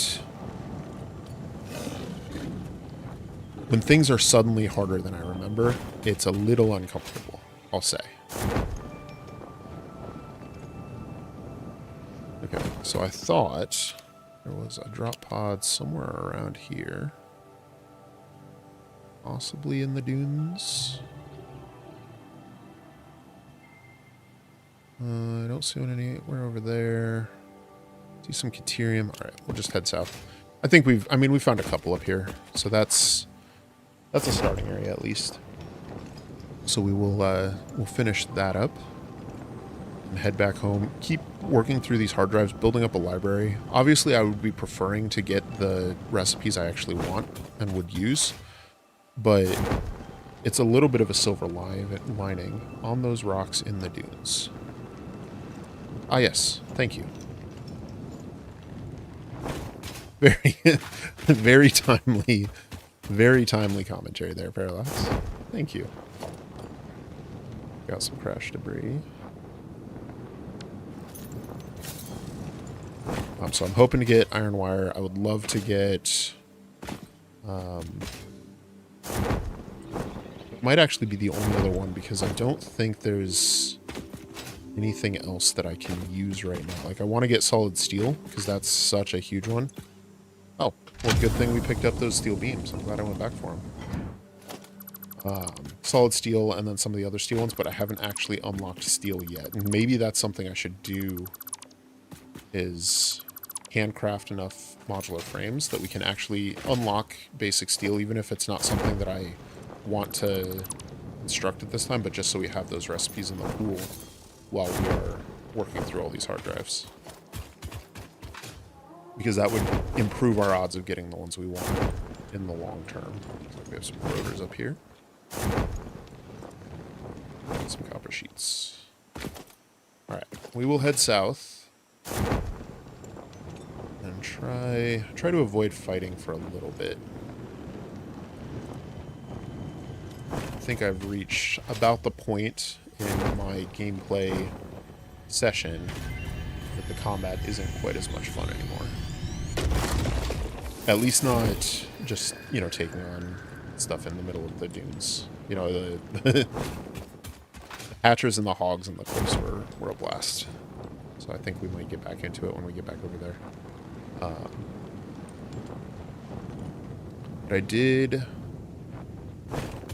do wonder, I do think there is hard drives in these cliffs. I thought there was one near the bottom on this side that is meant to be pretty accessible, but I wonder if it's worth trying to navigate through here to see what we can find within the cliffs on the way home. And I think that'll take us over to the Spire Coast, which we didn't find much in, but it's a big enough biome, and it's certainly like decorated and populated enough that there's gotta be stuff in there, right? Like, they're not gonna have that and not have stuff in it. It's just a power slug there.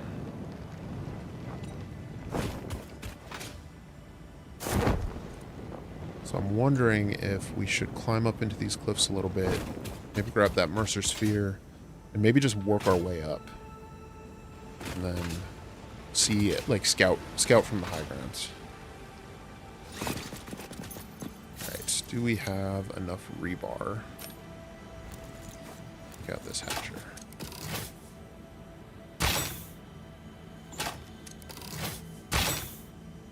Yeah, perfect. And that is such a fantastic tip. Hey, BJM, thank you for stopping in. Appreciate you you saying hello. Welcome to the chat. If you want to hang out, we welcome it. Otherwise, glad you could pop in. Build a hyper tube cannon. Yeah.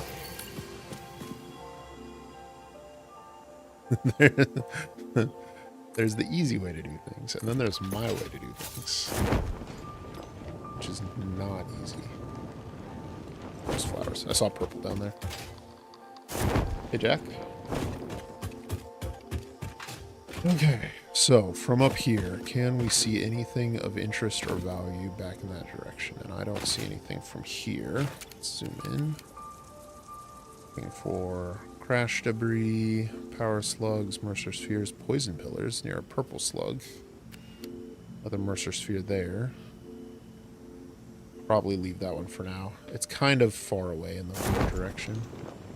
I want to head back and see what we have next. Now that I've thought through the logistics of unlocking coal to actually get valuable recipes in the pool, instead of just having, like, locking up the useless ones, which is a worthwhile thing to do. Like, I don't mean to say that. I think that's gonna have to become a priority. This is dangerous. Yeah. Yeah. I knew it. I knew it, and I, like... You see the purple power slug, or a drop pod, or summer sloop just sitting there in the open. And you know that there's going to be a nuclear hog or poison, like... Anything and everything in this game that can just kill you will be there killing you. Like, I don't even think I can survive getting close enough to see what this thing takes. All right, here's what we're going to do. We're going to do the ramp trick. If we survive long enough to do the ramp trick. There's the ramp trick. Now we just need to make our way back up. Oh. How I wish I had a jetpack.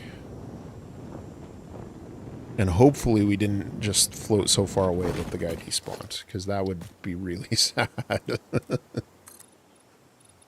Went through all that trouble just for him to despawn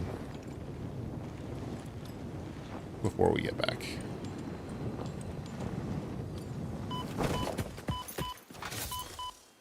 Right, he's still stuck down there.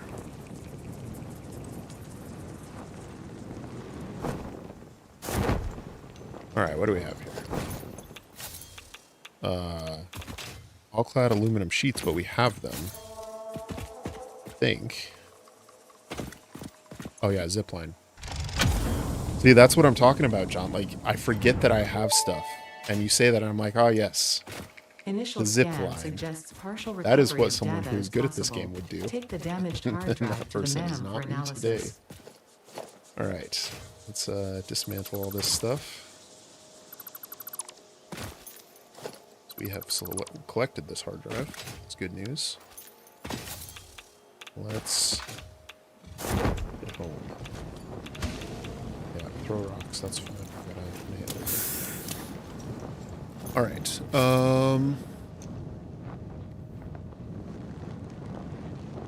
so let's head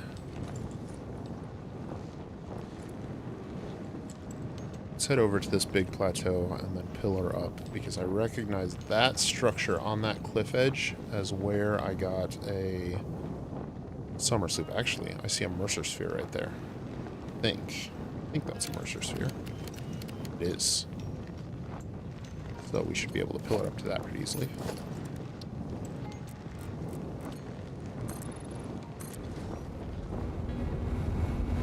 So the drop pods, for the most part, only have early game buildables. So I think it's actually my favorite part of that is that it gives you reinforced iron plates. It gives you wire, cable, screws, iron plates, iron rods, copper sheets, that sort of thing. All the tier 1 stuff, right?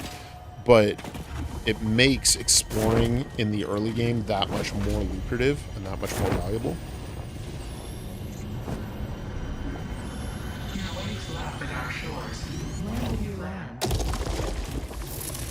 I got a Steam achievement. Interesting.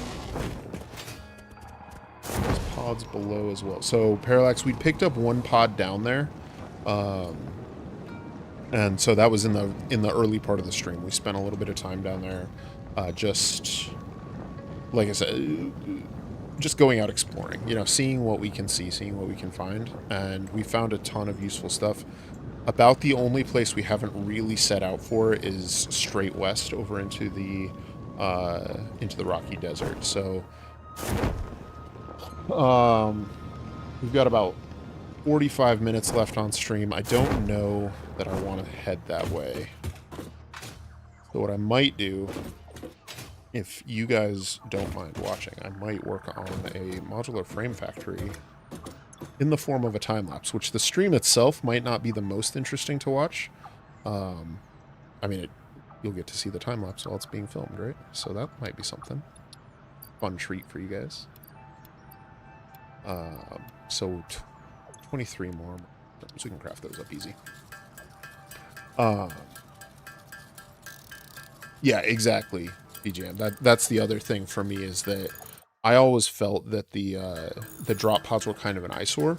I would frequently like put them in concrete pillars, and at one point I tried like doing a shrine to, you know, just playing in a little bit to like the lore, the notion that there's a bunch of pioneers that dropped and they didn't make it, right? So we build them a thing. Yeah, thank you, Owl.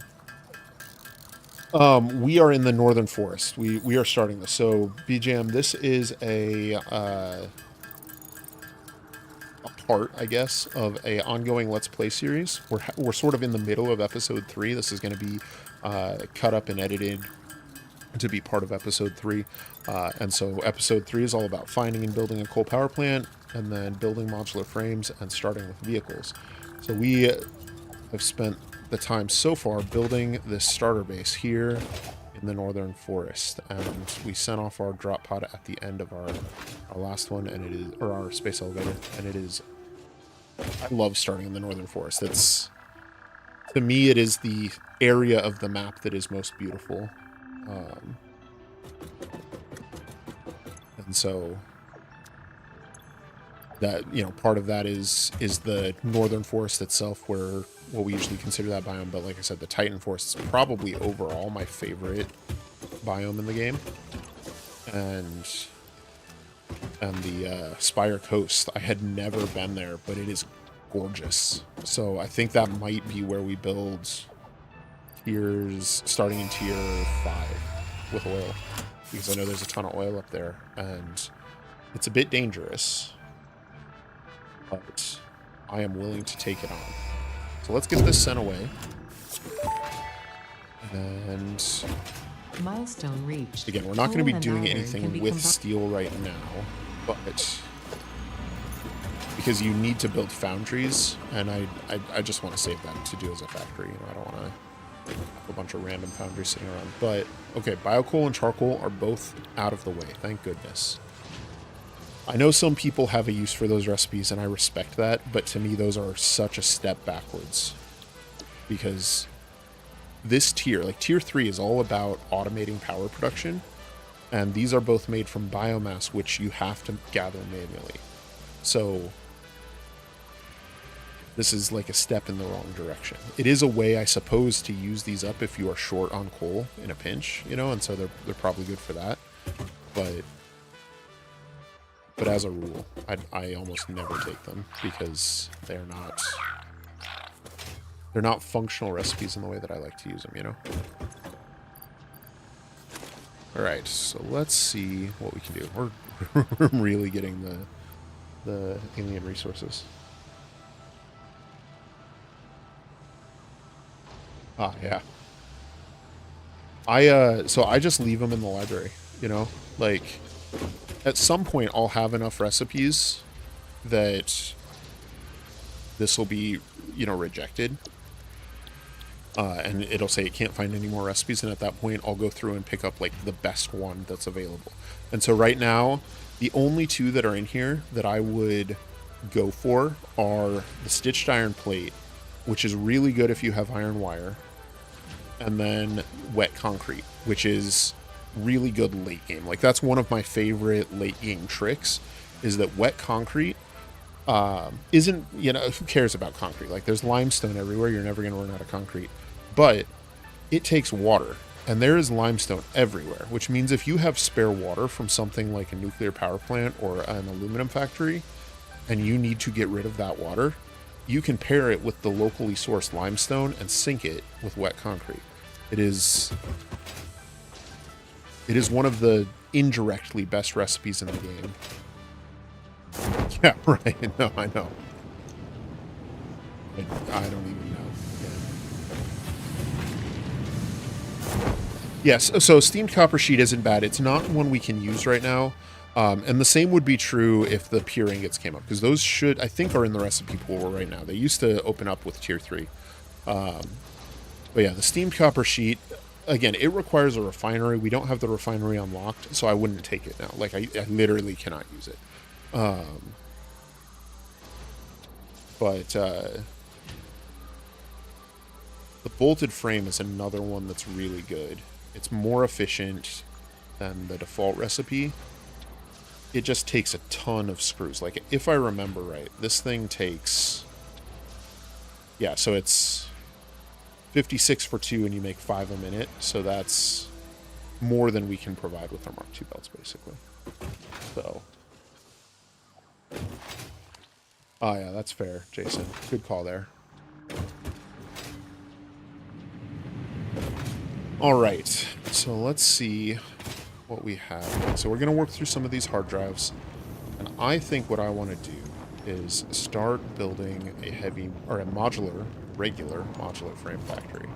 So let's plan this out a little bit. Because I have an idea for what I want to do for the main production line, and it's pretty straightforward, pretty easy. Oh, if I dismantle the hub, I get all that stuff. That's pretty cool.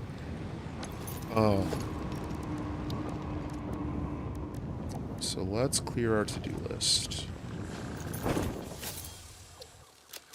And let's throw down an assembler here. So we have 2 pure iron nodes, which is 240 iron a minute. And we're going to be working on modular frames. Now, modular frames...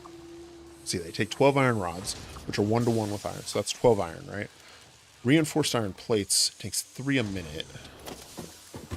So if we sat down and assemble, we're going to take a look at the reinforced iron plates. Now, I happen to know from when I was building this factory, I ran the numbers, and I remember that a single constructor at full speed is 60 iron. It's exactly 60 iron, which means that's 5 plates, or 5 reinforced plates. So that's 12 iron per reinforced plate.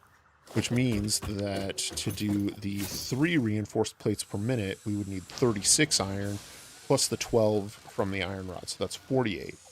Now 48 iron into 240, which is what we can provide. 240 divided by 48 is 5. So we can make 5 of these production lines. And each one produces 2 per minute. So we can do 10 per minute off those 2 nodes. Now, if we want to lay this out, let's do this. We've got plenty of building right here, so we can actually lay out a foundational plan here. We won't run belts, but we'll do everything else here. So this reinforced iron plate takes... This will be the modular frames. This is going to take the reinforced iron plates and a constructor making rods, which we can tune to making the 12 rods. So we just need 1 constructor there. And then over here, to provide for this, which is 30 plates and 60 screws. But we don't actually need that many. We need to make 3 plates per minute. So if we set this to 3, 60% clock speed, we only need 18 plates per minute and 36 screws. And we can do 18 plates on 1 constructor. Easy enough. And then over here, set this one to cast screws and do 36 screws. So this didn't get set right. So just 90% clock speed. Am I messing this? Okay, we got it. So this, once we connect the belts, is what 1/5 of our modular frame factory will look like. And what I am really tempted to do is to just stack up 5 of these in a row, because that would be a really easy build.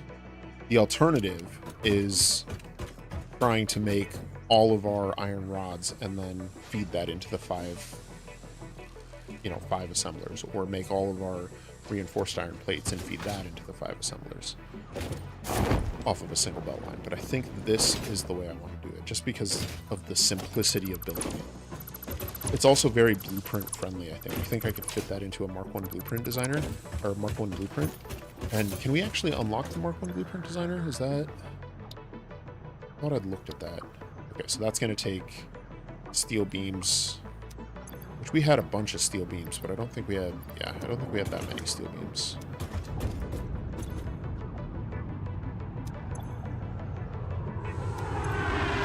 I really need to do something about this chest monster. That's getting really hard. Alright. So, I am going to go ahead and switch this over into making a time lapse. So feel free to chat with me. Although when I'm actually building, I might be in the zone and I might not be like talking into my microphone. So I might not be checking chat quite so much. But I think that sounds like a good idea. So if you've ever wondered how those time lapses are made, we'll see it firsthand here. Okay, so I wanted to build it up here. And let me think about this again. Let's lay down some foundations. And just map this out. How big do we need to make this? Stretch out 10. 10 there. 10 there.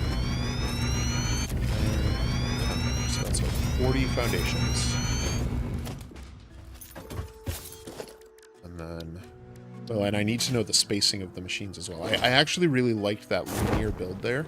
So this time what I'm going to do is... see, I don't want this all the way on the edge, because then it'll clip through walls. And we're getting to the point where we're going to start putting walls on the back of these walls and windows and everything else. Actually, I don't want the front one right on the wall. I want this one.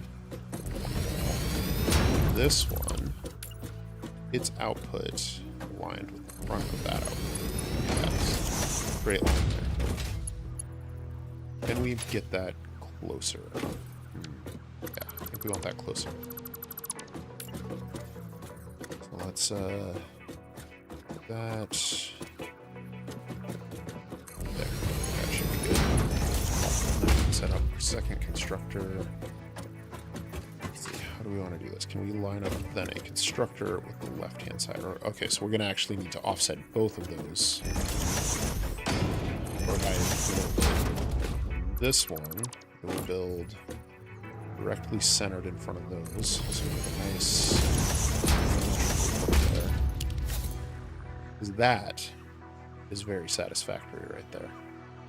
That is what that is supposed to look like. So then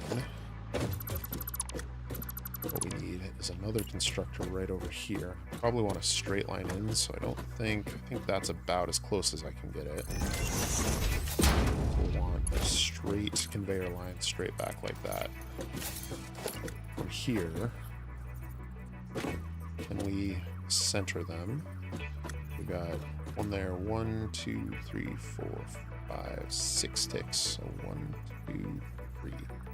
Right there. Should be perfectly centered.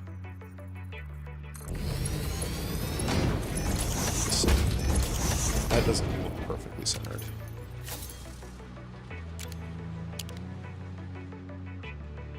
Okay, so our constructor is too close. We built the belt backwards. Back that up. The problem is going to be doing this all in the time lapse and making it look good. So is that there? That perfectly centered. No, it is not. Constructors one tick too far to the right. Oh, this one's going to take some work. Okay.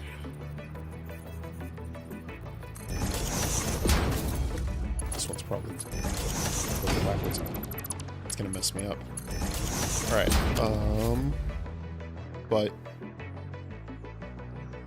But it does look good. It does look good. Yeah.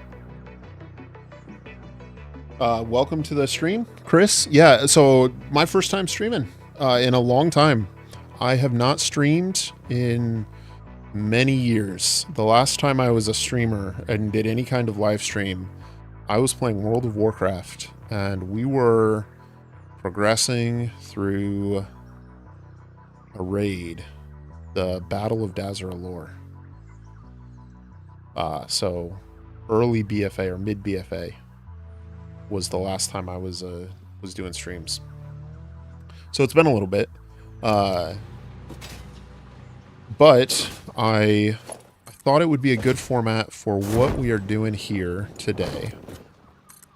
Because I've gotten a lot of comments from people who are playing along with the series, with my Let's Play series. And I felt like what we were doing today with exploring, researching the drop pods, it would be good to have a record of where we went, where we got to. Thank you, Chris. I appreciate that. And so I decided to do this one as a live stream. So we've been out exploring for about 3 hours now, and it's been a great time. I recommend checking out the VOD. It's been a blast. There's been some high tension moments, or it'll be highlighted in my episode 3 of the Let's Play, because this is like square in the middle of episode 3. That looks good. So I think we're going to build 5 of these. We'll have to cut down this tree. And this thing is 3 foundations wide, so we're going to need a 15 foundation wide platform. And let's see, how deep is it? So it's 1, 2, 3, 4, 5, 6, 7, and then we'll have a line there. 8. So I think 10 by 15 is probably the right size platform for this factory to build on. And then we will be doing walls on this one, although I don't have the walls unlocked yet. So that's something we'll have to do a little later. But then we'll also need a smelting platform, because we're going to be mining these 2 nodes, and that will require 8 smelters. Oh man, I also am not doing this on the global grid, so let's tear all this down. Actually, let me get some screenshots of this so that I have it as a reference point. Right there. Okay, tear all this down. And let's see if we can get a good alignment for the foundations on the grid. This is what it takes to build the factories in the time lapse, by the way, is this level of planning for every single one of them. And it's really not that bad, because I'd be doing most of it anyways. But you have to have it all planned out in advance, otherwise you end up tearing it all down and reusing it. Yeah, the new camera mode is so nice. All right, so what direction are we going with the global grid here?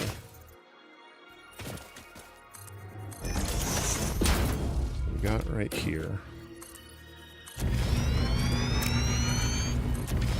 Can we get a 10 by 5 grid even close to base? Or do we have to build higher to get these pillars out of the way? You know what, actually, we don't need to do the whole thing close to base. What we do need is a smelting platform. So we do a 3 wide foundation platform like that.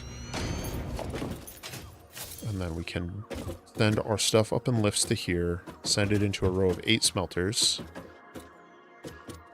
And then, let's see, how deep is 8 smelters going to be? Suppose we want to start those right there. 1, 2, 3, 4, 5, 6, 7, and 8.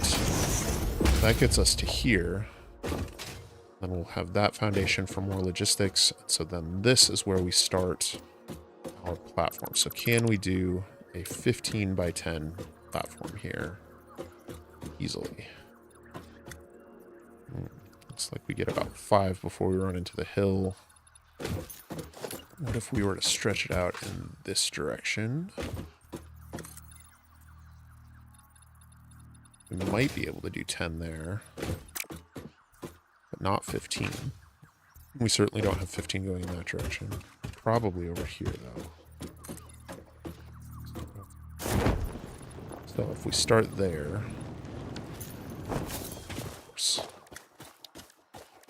Oh, classic. All right, so if we start here, stretch out, we have 10 right here. Oh, we got this thing. We might have to build this on a higher level.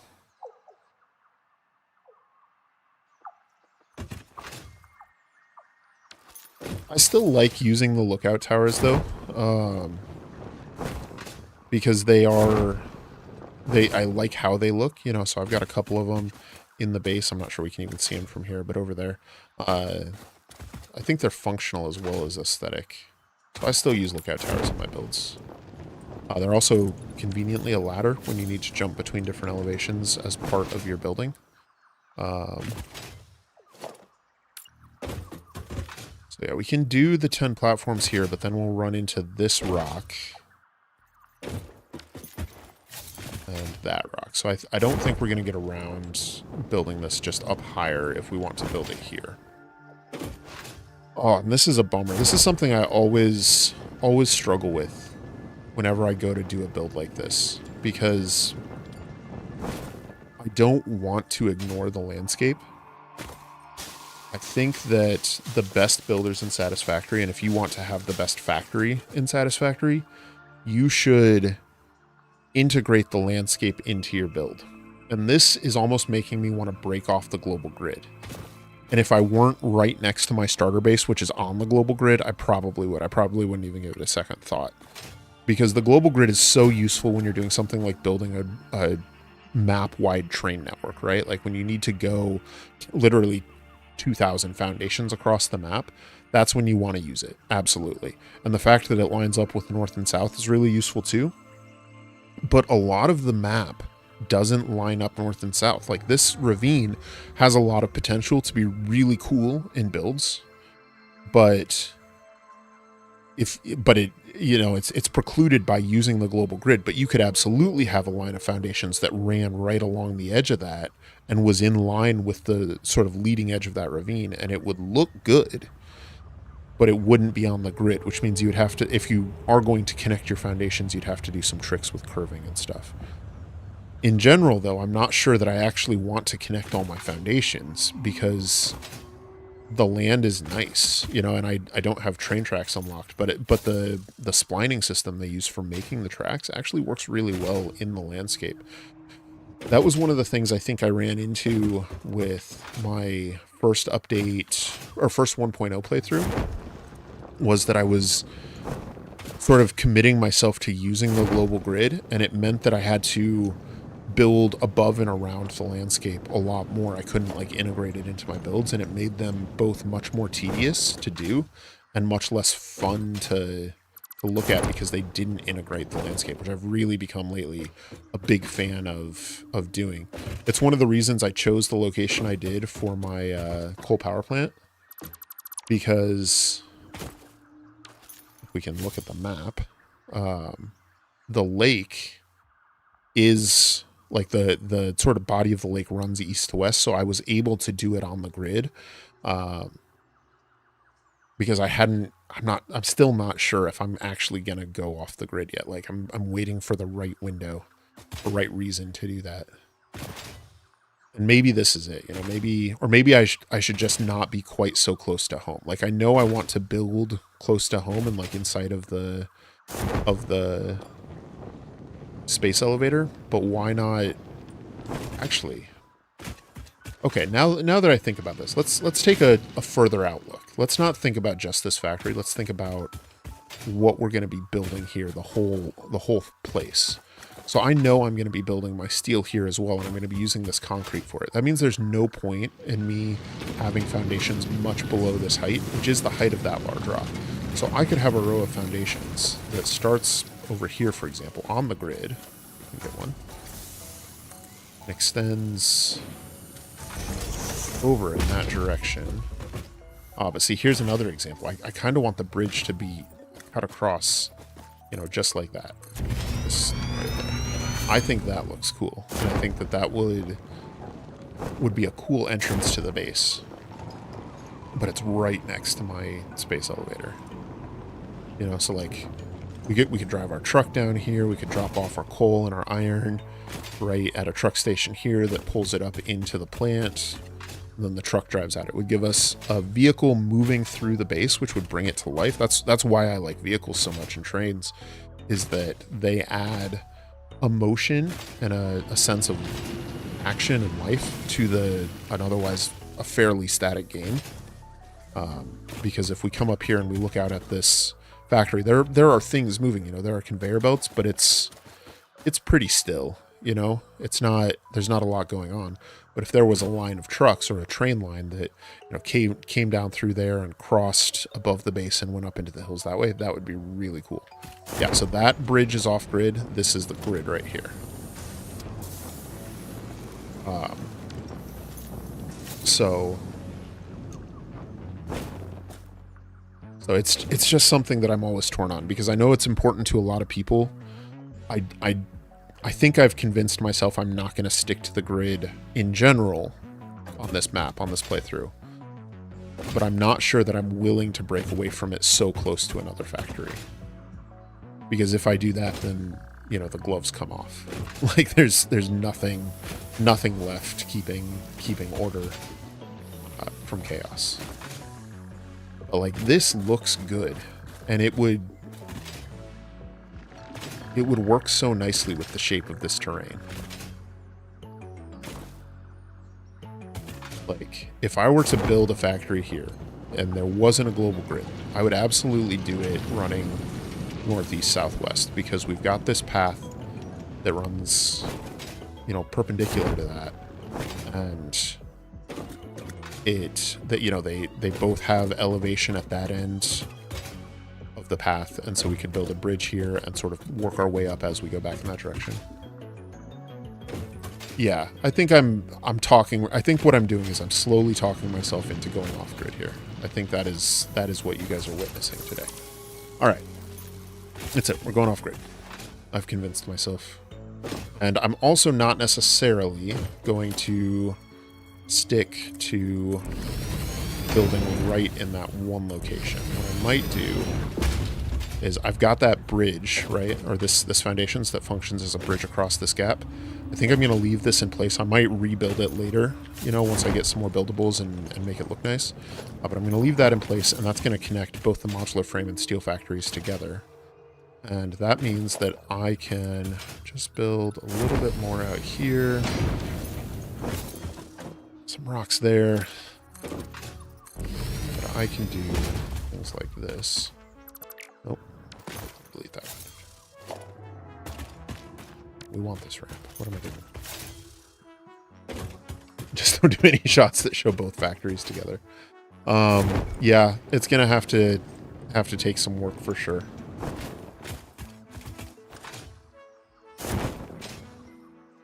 And what I'm tempted to do is actually, do I have fix-it coupons? Because I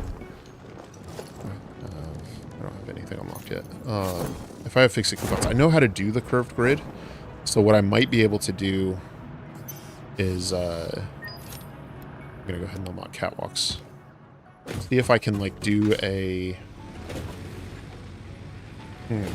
Now it's got me thinking again. What if I do my smelting platform on the global grid and then do a curve around? Because we've got the curved conveyors. Oh, the things are turning. We've got ideas flowing. Oh, this is exciting. Yeah, let's do this. All right, let's go. We want catwalks. Let's buy catwalks right now. Let's get... Fun fact, architecture was invented when, if it had been invented slightly before human... Thank you for the humorous joke, Ada. Yeah, building off grid is fine, and I have a plan. And maybe you guys will understand that plan. So what I'm going to do is I'm going to build an on-grid smelting platform for these iron nodes, right? I'm going to mine the iron, send it up to the smelting platform right here. Or at least I'm going to play around with this idea and see if I can get the foundations to look okay. And then what we do with that, we want this to be at about the right height. So let's extend... Just want it to snap. Why isn't that snapping? Here we go.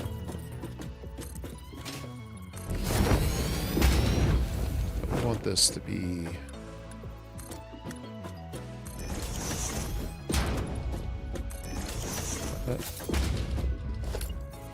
I don't want Z fighting. I think that's okay. I can have a step up. That's no big deal. Alright. So this is the height we're going to be building at. And then what I'm going to have is the main body of the factory start back there and say it's that wall.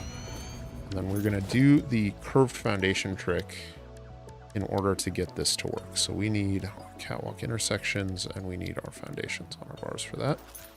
So we'll extend this one out. Place that there. Turn just like so. Right there.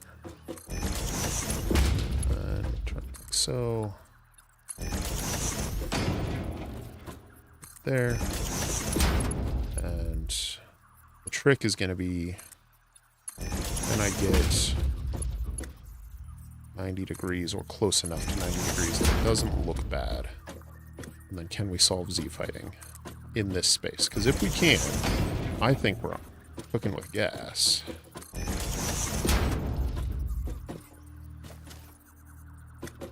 And then we come in here, grab our concrete. So we've got our smelting platform. We'll obviously need to clean up the outer edge of this a little bit. And then what we'll do is we will have a conveyor pole here. Conveyor pole right there. Instead of using straight build mode, we'll go into curve build mode. And now we've connected our two grids. And it looks smooth and it looks good. And so then we can have the main body of our factory here and, you know, connected however we want over to steel factory. All we have on this side is a little bit of a step up, but that doesn't look bad. Like, that's actually perfectly, you know, one frame foundation height there.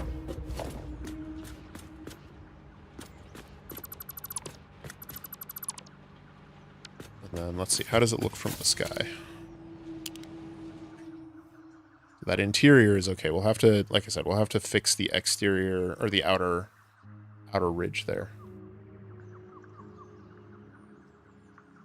So there you go. So we're gonna have, and then this will actually also create an interesting like thing off the side of the building that we can use to decorate, like build a structure of some kind for that. So yeah, this, we have a plan. I like it. I'm gonna do it. Curve mode is a great addition.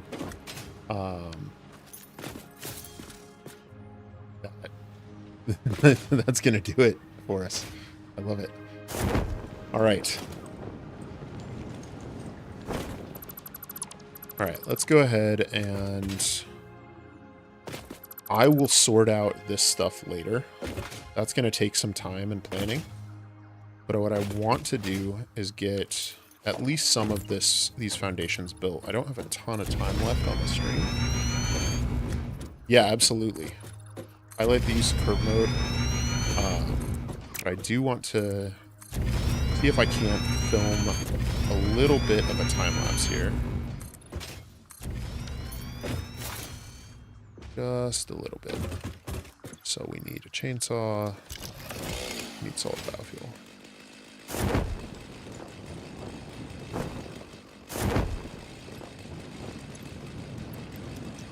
Our power plant doesn't need fuel anymore. We have coal.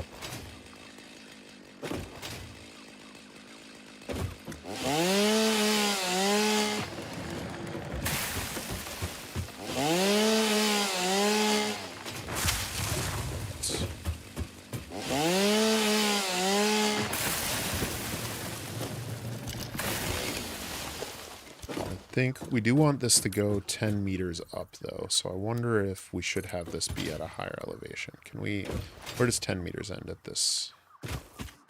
So we probably only need 9 if we're being strict about it, but I think we do need a little bit more elevation on this. So that's okay. So we'll start here. We'll clear out most of this. We'll keep where we're connecting up over there. And I think that is that. Yeah. Oh, thank you guys. I appreciate the vote of confidence, Al. You're more confident that this is going to turn out well than I am, if we're being honest at this stage. All right.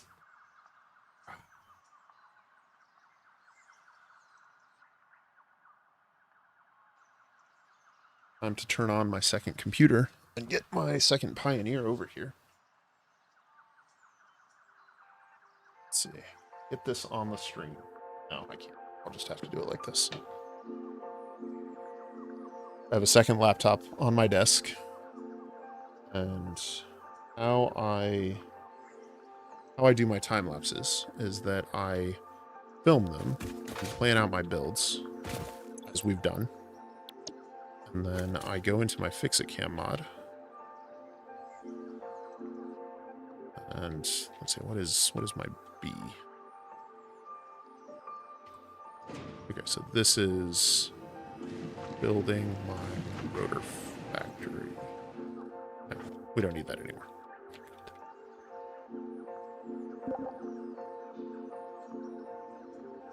Oh, well, thank you, BTM. What I'll say is that I have a level of quality that I care about, and I will not release content that isn't at that level of quality to me. I turn off my laptop, or I close my laptop, I should say.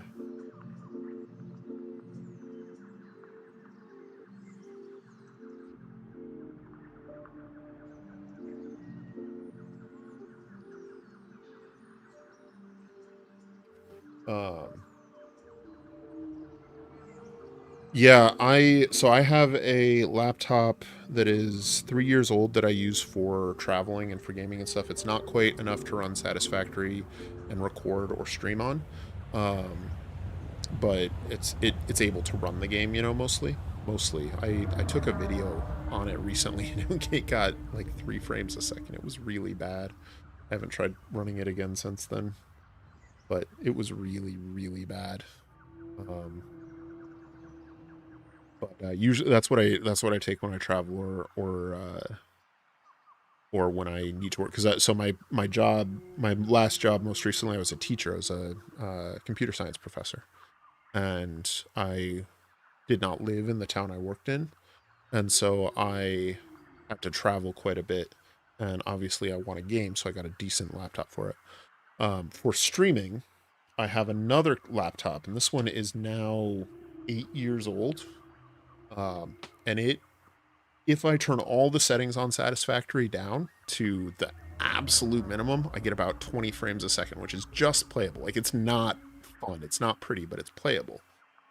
Um, And so that's what I run around on and like build on, and then I film on my main desktop, which has all the bells and whistles and looks good. All right, so we go into our scene, and let's see what we can do over here. So we know we're going to be building from that foundation height. I'm going to need to clean up those foundations a little bit. We will set our camera and start focus there. And I think I want to go 3 or 4 foundations to the left and then mostly to the right after that. So we'll start right here and set a keyframe. We'll also go into world settings and make sure we are in a daytime. I think 800 is noon. That's a good daytime. And this is just visual. Like, this is not that in game. It is still nighttime. But in this scene, it is daytime right now. So now we can say, set this to 1 frame per second, which isn't like graphical frames. It's the camera movement and pathing rate. And so then say, it's going to take me about 60 seconds to build a 10 by 15 foundation platform. So we will stretch out this. Actually, let's go back to our frame 1 and let's start it right here. 60 frames later, we'll stretch out to right here. And then I'm going to want to look down and zoom in a bit on my first production line. And I think that this is probably going to take me, so we're at frame 80 for that, or about frame 80. We're probably going to want to go for, let's call it 3 minutes to get that production line built and proper. And so 3 minutes is 180 seconds plus 80 is 260. So we'll go to 260. Right there. Scooch on over this way. And I think this is the end. We want to be looking at the production line when we end it. And then we want to go to the middle, make sure our pathing is correct and that we are still at the correct focus there. So I don't like that jog in. So let's correct this one to be a little further back here so that we have a more natural curve there. Because we want smooth curves in our camera path. And so now what this does, and then come down here, and we'll put a pause at the end, a second pause at the end. So now what that does, see, it's still night. If we play that scene, and it follows that path, and it'll essentially follow that whole path. So what we can then do is invite my second character into the game and run on over. All right, 45 years in IT and software development at KVM and keep flying all the time, plus a couple of laptops and 3.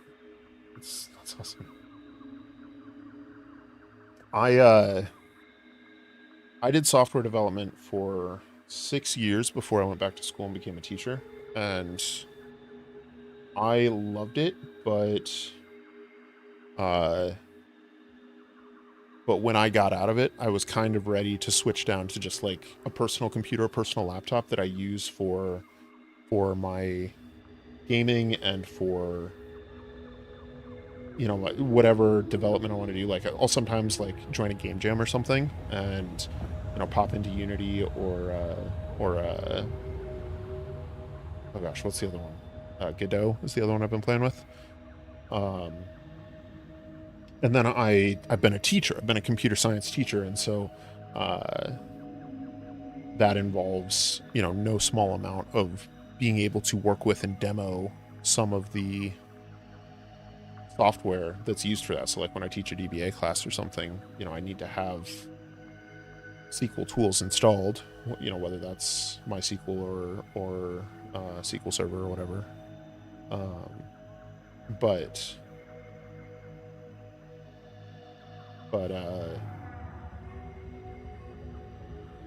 you know, I can do those just fine on a personal computer, and so I kind of moved away from building and maintaining infrastructure. I was a bit burnt out on it, if I'm being honest. That's not to say I don't miss it, and quite often, you know. But yeah, so the new camera mode, the new photo mode, has some really cool stuff. Like you can set up a camera dolly in it, and it works kind of similar to this mod I'm using, the Fix-It-Cam, but it's not as precise. You can set a starting point and an ending point, and you can interpolate between those 2 points, including like viewing angle. So that's really cool. It's really useful, but you can't do like a multi-step path, which is one of the things I really like about the tool I use. All right, so now the next thing is I need to get my main character out of the way because I don't want him seen. So I'll move him under the foundations we're building. And now I go into this.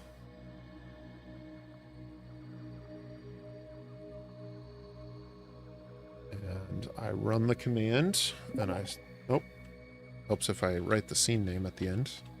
And now, keep out our foundations. Out our foundation. And I keep my eyes on my screen so that I can see like when these foundations are done. That's when I set down my next ones. Create a nice visual experience for it. That's the goal of it. And now we can start with our production buildings. So I know I'm going to want a constructor right here at the end. And in by 1 tick so that it's not clipping through the walls. Another constructor next to it. And if I know how much more time I have left on my camera track, right? So if it is too far ahead, then I'll just jump ahead to placing down buildings and not stress too much about the conveyor belts or the power poles. Since I have some time here, I'll go ahead and throw down a power line, connect up these two, and set their recipes. So I know that this one is going to be iron plates and this one is going to be screws. So I set those recipes, and I'm doing all of this on my second screen, right? I'm playing Satisfactory on my second laptop here. And then I pick out my assembler, and just as I did, you guys saw me do a little bit ago, I placed that in front, 2 ticks forward to create that nice curve in the belts. Get it straight. Oh, that's too far forward. Down. Too close. No, that is what I want. But it's off center. Stop. Tear it down again.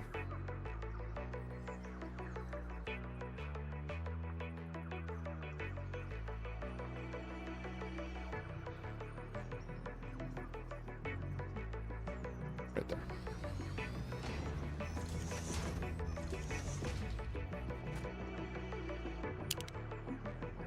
Yeah, that looks good. That's what we wanted. All right, now our next conveyor, our next constructor was going to be the first stick over that actually had clearance so that I can run these belts back here and ultimately feed this with a single line of ingots out of the back, right? Like ultimately we're gonna be running a line of ingots that stretches along this direction. So. And so then we could place our splitters on there and connect them up. And looks like we need one more. Just like that. All of that done. Some more power. Put that in back here. Right there. These recipes to be rods, and this one is reinforced iron plates. I'm running out of time. I can see that the camera's starting to turn at the end, so I need to put in my final set piece. So I want that 1, 2, 3 ticks over.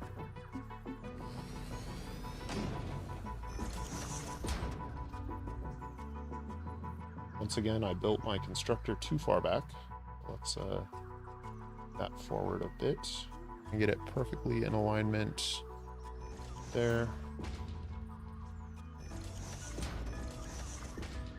That I built the belts backwards again. Every time. I knew it would get me. I knew it would get me. I told you guys. And there we have it. And so that is 1/5 of our modular frame factory all complete. And so that is the secret behind the time lapse. And so once this is done, then I plot out the camera path to get the next section and do the rest of the build, right? And then just build it out from there, and then that's how it's done. But I'm really pleased. Like this is good. I think we've made some really good progress here. Like I have a plan, and I think I'll actually sort of clip that from the live stream and just include that as the first part of the time lapse, and then merge it in on either end with editing. And so that's how that's done. Because that's the biggest or most common question I get is how do you film a time lapse like that? And it's really actually very simple. Like there's no trickery, no magic. It's just two people playing Satisfactory, or two computers playing Satisfactory. And so it's a fair bit of planning, and I've gotten pretty good at it. It used to be, honestly, that I would have to spend hours and hours rebuilding and tearing stuff down for it.